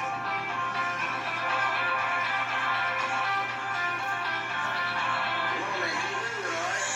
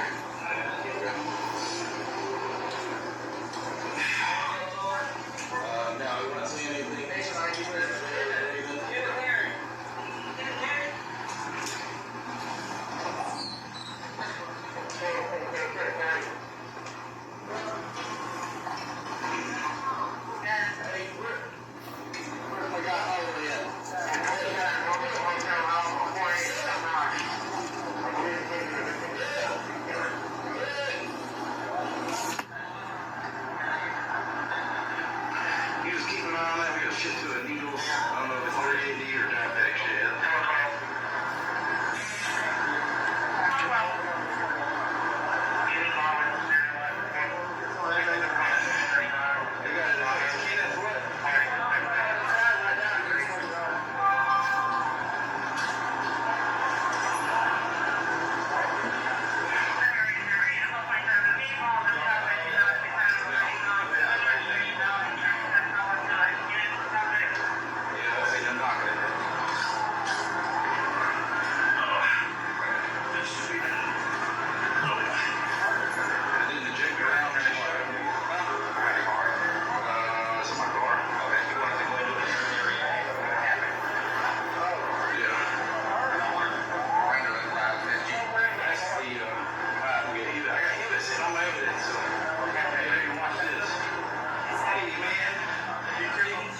That was where you wanted to stop?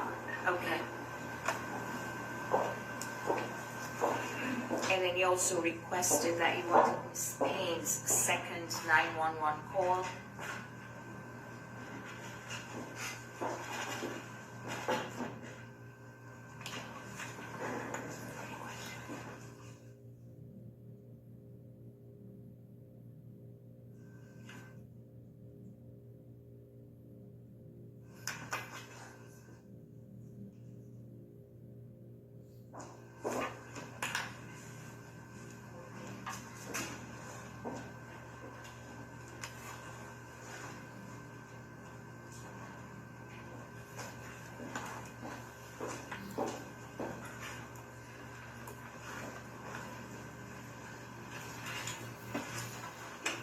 County 911 with the location.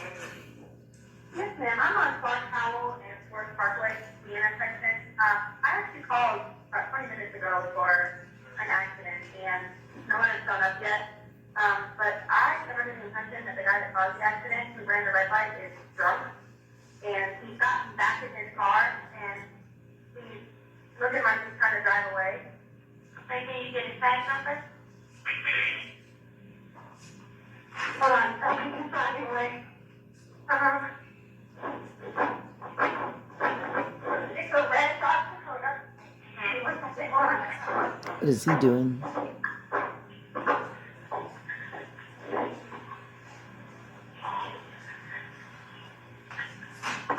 Just sit down, take a seat.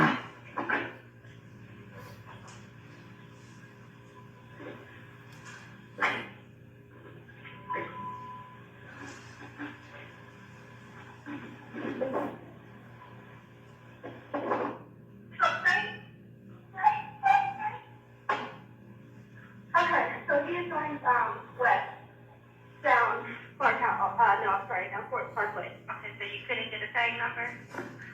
No, but I'm catching up to him right now. Okay, ma'am, we actually do not want you to chase him. We just want you to be safe. There you I go. understand. I understand 100%. I'm just gonna get the tag number, if nothing else. Sure. Okay. But I am going west down Fort Parkway.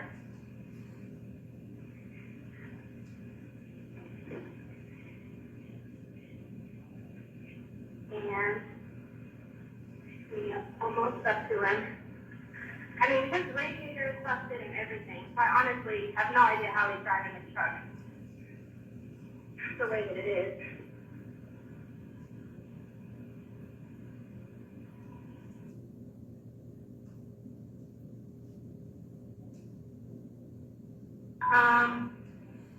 Okay. It is a Georgia Pass. License plate is R8A as in Apple 4859. Okay. So if you can go back to that location where the incident happened, it's because someone is actually on the way to you guys now. Okay, well, there's a police officer there, but he is drunk. I'm sorry, but I'm here to tell you I'm not gonna follow him. Because he is going to cause another accident. So I will stay behind him until officers can get to us. But until then, I'm not moving. Yeah, no, that's what I want. I want you guys to go back to the location where it happened. And an officer will be out there momentarily, okay?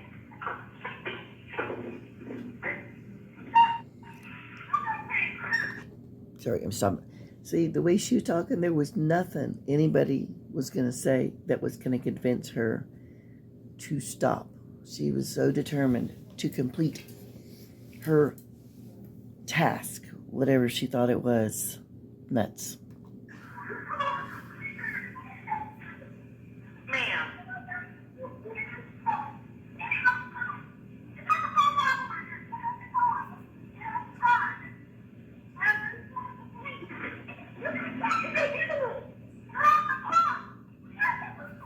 Yeah, she does keep yelling at him. She sounds very angry.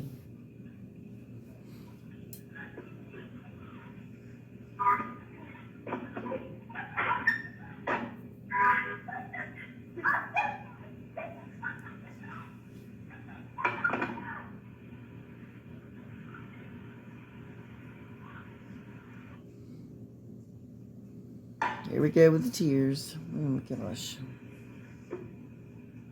Ma'am! Yes. Ma'am! He just pulled the trigger of my gun in my hand while he was... Ma'am, you were not supposed to follow him. Yep, they told you multiple times. Got the tag number. There's a police officer down the street. Tell him to come up here now. He pulled the trigger on my gun after he attacked me. Tell the police officer to turn around. Attacked her, and she's the one who And come up here. approached him first.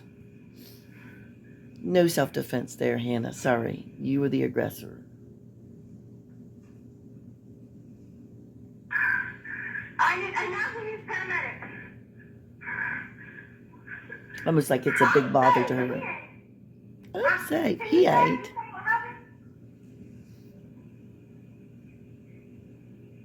Chick's like it's all his fault.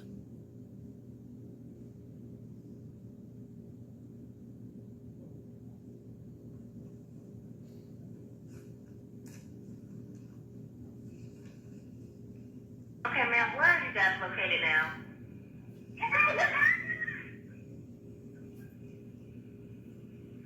Ma'am. I don't know.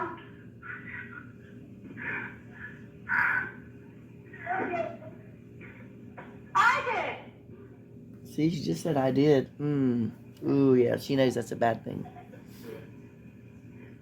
First, she says he. No, I don't. Okay, ma'am. There's a police officer here now. Okay, speak with them. All right. Bad evidence, Hannah.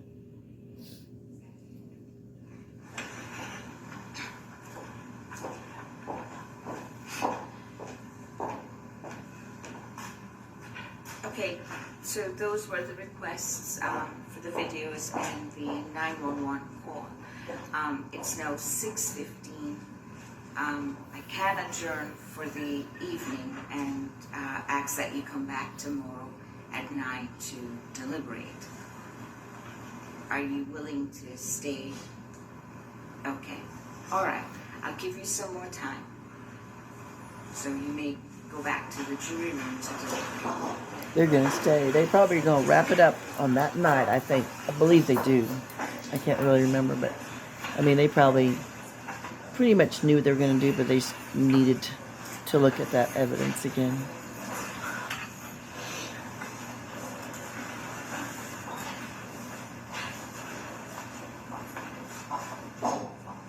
It's ticking away. As a parent, I do feel for her parents. But then you gotta think about Mr. Herring's family. I would like to raise an objection. My understanding is to say that any evidence that's brought back out was the exact same way it was, with no commentary, the way it was presented in court. It allowed the play 3 or 4 times to slow it down. It is improper in my humble opinion. It's not supposed to be that way. Oh, for gosh Based sake. on the rules that say that they come out and ask to see something must be seen the same way they saw it. And that was slowed down, that was repeated, and that's not the way it should have been. Okay, and your response from the state? Just I think what's in evidence is in evidence. They can view it the way that they choose to view it. It was not slowed down. Yeah, they never Just slowed it say down. speed. Pause. That's what the jurors were. Okay, I'm just going to intervene for a moment. They did not pause, and I think she already said that, the attorney, for the state, because the tech person wasn't there. They weren't able, I mean, not to pause. They did pause it, but that was okay. They asked for it, but they asked to slow it down. But the Judge Scott said that they didn't have a tech person there, so they weren't able to slow it down. So I think repeating it was a fair thing, and to pause it, I don't think that's a big deal either. Let's face it, he's got nothing. But let's continue on. 15 still shots of where the video was paused. So they already have pictures of it paused that are in evidence. So that's their request as to how to view the video evidence. I don't see anything inappropriate. Like I said, I'm going by what my opinion of the rules are, and it says that they're supposed to be presented to them with no commentary. I don't think anybody did. So I note the objection for the record. What the court saw was that it was not slowed down. There were times where they asked that it be paused, and that was paused, and it's a replication of what occurred before, except for the pauses, but that was their request for them. And in terms of seeking the truth, that's part of what we instructed them to do, which is to seek the truth. And they asked to see the video, so the court granted their request to see. Yeah, just sit down. So I'm giving them some more time to deliberate because that is their request. They're prepared to spend some more time. And so at an appropriate time when I feel that I should adjourn for the evening, I will. If there are other questions that they present to the court, then I will let you know. Thank you. Attorney Tucker, aka Smarmy, is such a clown. There's nothing to object to. There was no commentary on it. He is just really grasping, as he's done this entire time.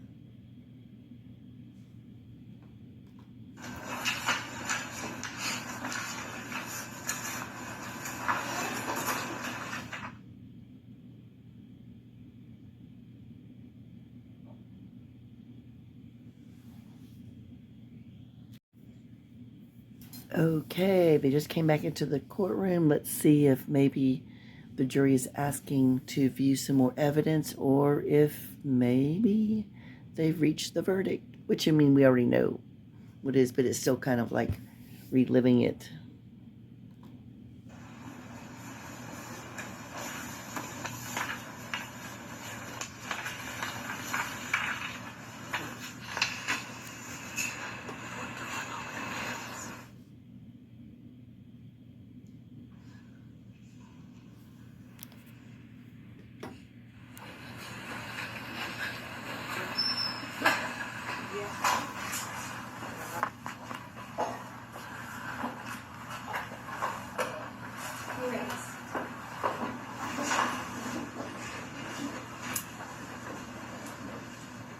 So in the case State versus Hannah Renea Payne, case number 2019 CR 01737, court has been informed that you have reached a verdict.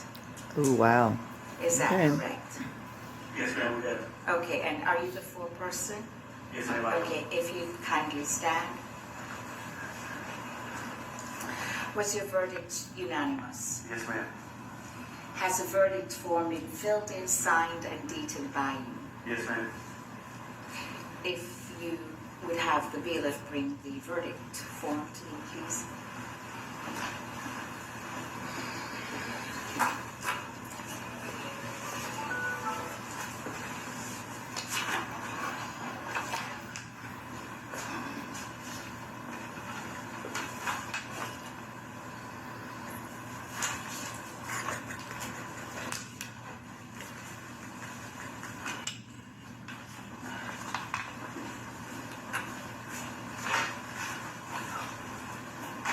Mr. Foreperson, if you would go ahead and read the verdict. With regard to count 1 as to the offense of malice murder, we, the jury, find the defendant guilty. Ooh. With regard to count 2 as to the offense of felony murder, we, the jury, find the defendant guilty. With regard to count 3 as to the offense of aggravated assault, we, the jury, find the defendant guilty. With regard to count 4 as the offense of felony murder, we, the jury, find the defendant guilty. With regard to count 5 as the offense of false imprisonment, we, the jury, find the defendant guilty. With regard to count 6 as to the offense of possession of firearm during commission of a felony, we, the jury, find the defendant guilty. With regard to count 7 as to the offense of possession of firearm during commission of a felony, we, the jury, find the defendant guilty. With regard to count 8 as to the offense of possession of firearm during commission of a felony, we, the jury, find the defendant guilty. Respectfully submitted, the 12th day of December 2023.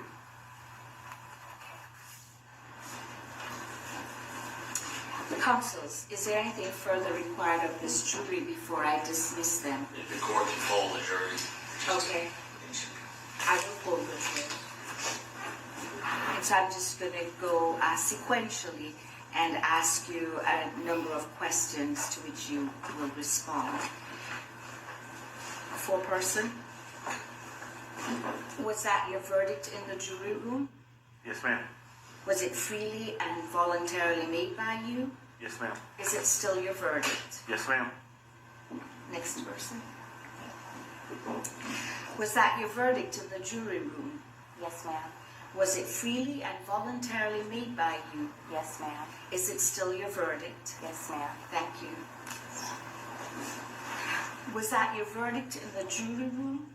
Yes, ma'am. Was it freely and voluntarily made by you? Yes, ma'am. Is it still your verdict? Yes, ma'am. Was that your verdict in the jury room? Yes, ma'am. Was it freely and voluntarily made by you? Yes, ma'am. Is it still your verdict? Yes, ma'am. Was that your verdict in the jury room? Yes, ma'am. Was it freely and voluntarily made by you? Yes, ma'am. Is it still your verdict? Yes, ma'am. Was that your verdict in the jury room? Yes, ma'am. Was it freely and voluntarily made by you? Yes, ma'am. Is it still your verdict? Yes, ma'am. Was that your verdict in the jury room? Was it freely and voluntarily made by you? Yes, ma'am. Is it still your verdict? Yes, ma'am. Was that your verdict in the jury room? Yes, ma'am. Was it freely and voluntarily made by you? Yes, ma'am. Is it still your verdict? Yes, ma'am. Sir? Was that your verdict in the jury room? Yes, ma'am. Was it freely and voluntarily made by you? Yes, ma'am. Is it still your verdict? Yes, ma'am. Excellent. Was that your verdict in the jury room? Yes, ma'am. Was it freely and voluntarily made by you? Yes, ma'am. Is it still your verdict? Yes, ma'am. Was that your verdict in the jury room? Was it freely and voluntarily made by you? Is it still your verdict? Was that your verdict in the jury room? Yes, ma'am. Was it freely and voluntarily made by you? Yes, ma'am. Is it still your verdict? Yes, ma'am. I have polled the jurors. Ladies and gentlemen, you have now concluded your service on this jury. You're no longer subject to or bound by the instructions that I've previously given to you about not talking to anyone about this case. You're now free to talk to anyone you like about the case and the decision that your jury has reached. By the same token, you're not required to speak with anyone about this case. That is your decision. However, sometimes the attorneys like to talk with you to ascertain your views about the evidence and inputs from how they could improve. But again, you're not required to speak to anyone about the case. That is purely your decision. Again, thank you for your service and your commitment to your jury duty this week. You are free to go. I'll be hanging out over here in my next room. Right.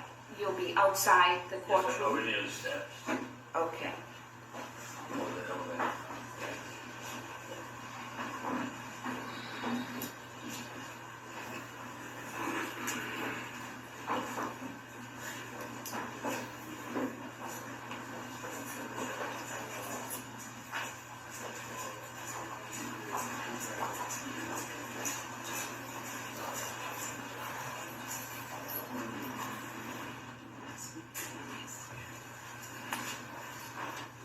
You may be seated.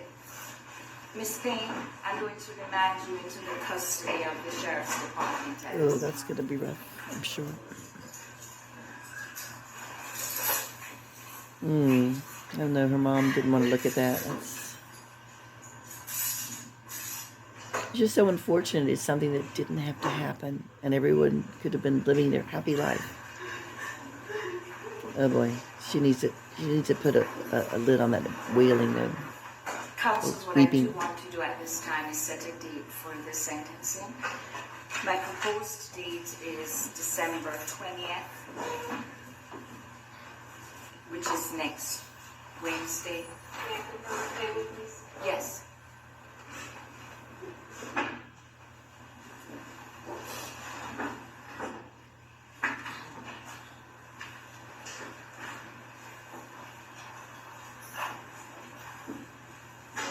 You have to leave, but I'm willing to come back for that next. Okay. What do you have to do? If there are any changes, we will let you know. Is there a possible way that we can have this done on Friday? I know you're already having court, and I'm already in court. The family's in from out of town, Okay. and they have traveled, and we are putting them up and Okay. hotels to be here. And just for their convenience, we would request that the sentencing be on the 15th. Okay. I believe I can accommodate that. I have both county is 9 in the morning, but my afternoon is wide open, where I can come after when that case releases. Okay. I think this would be a continuation of the trial. We can still be on trial, so this would take precedence. Okay.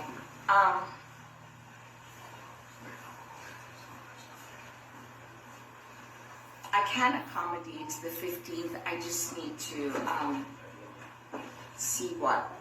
We have 9 o'clock on Friday, correct? We could do it after.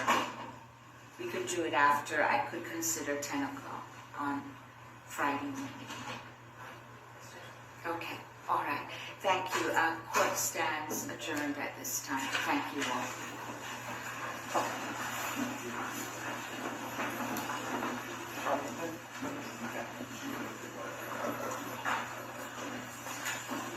Oh, the family. Justice? Is there justice there? Oh. Let me do it. Okay. Let me do it here. Okay. Let me do this. Michelle, go here. Yeah, go now. It's a long waited time for justice, but they still don't have their brother, their father, uncle, Over here. spouse. I'll put it up here. You want to take all of it?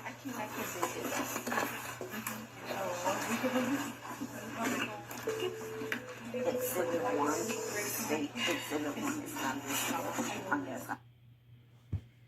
Okay, so there's the verdict. We got through that, and then I will go on and post the sentencing so we can see people's reactions to that.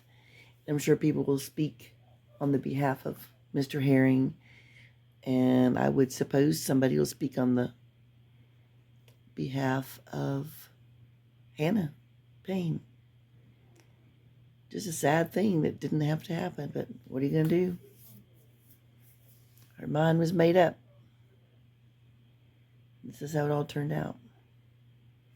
All right, guys. Well, we still have a little bit more of that, of the sentencing and the victim impact statements and all that good stuff. So, but we're almost done with this trial.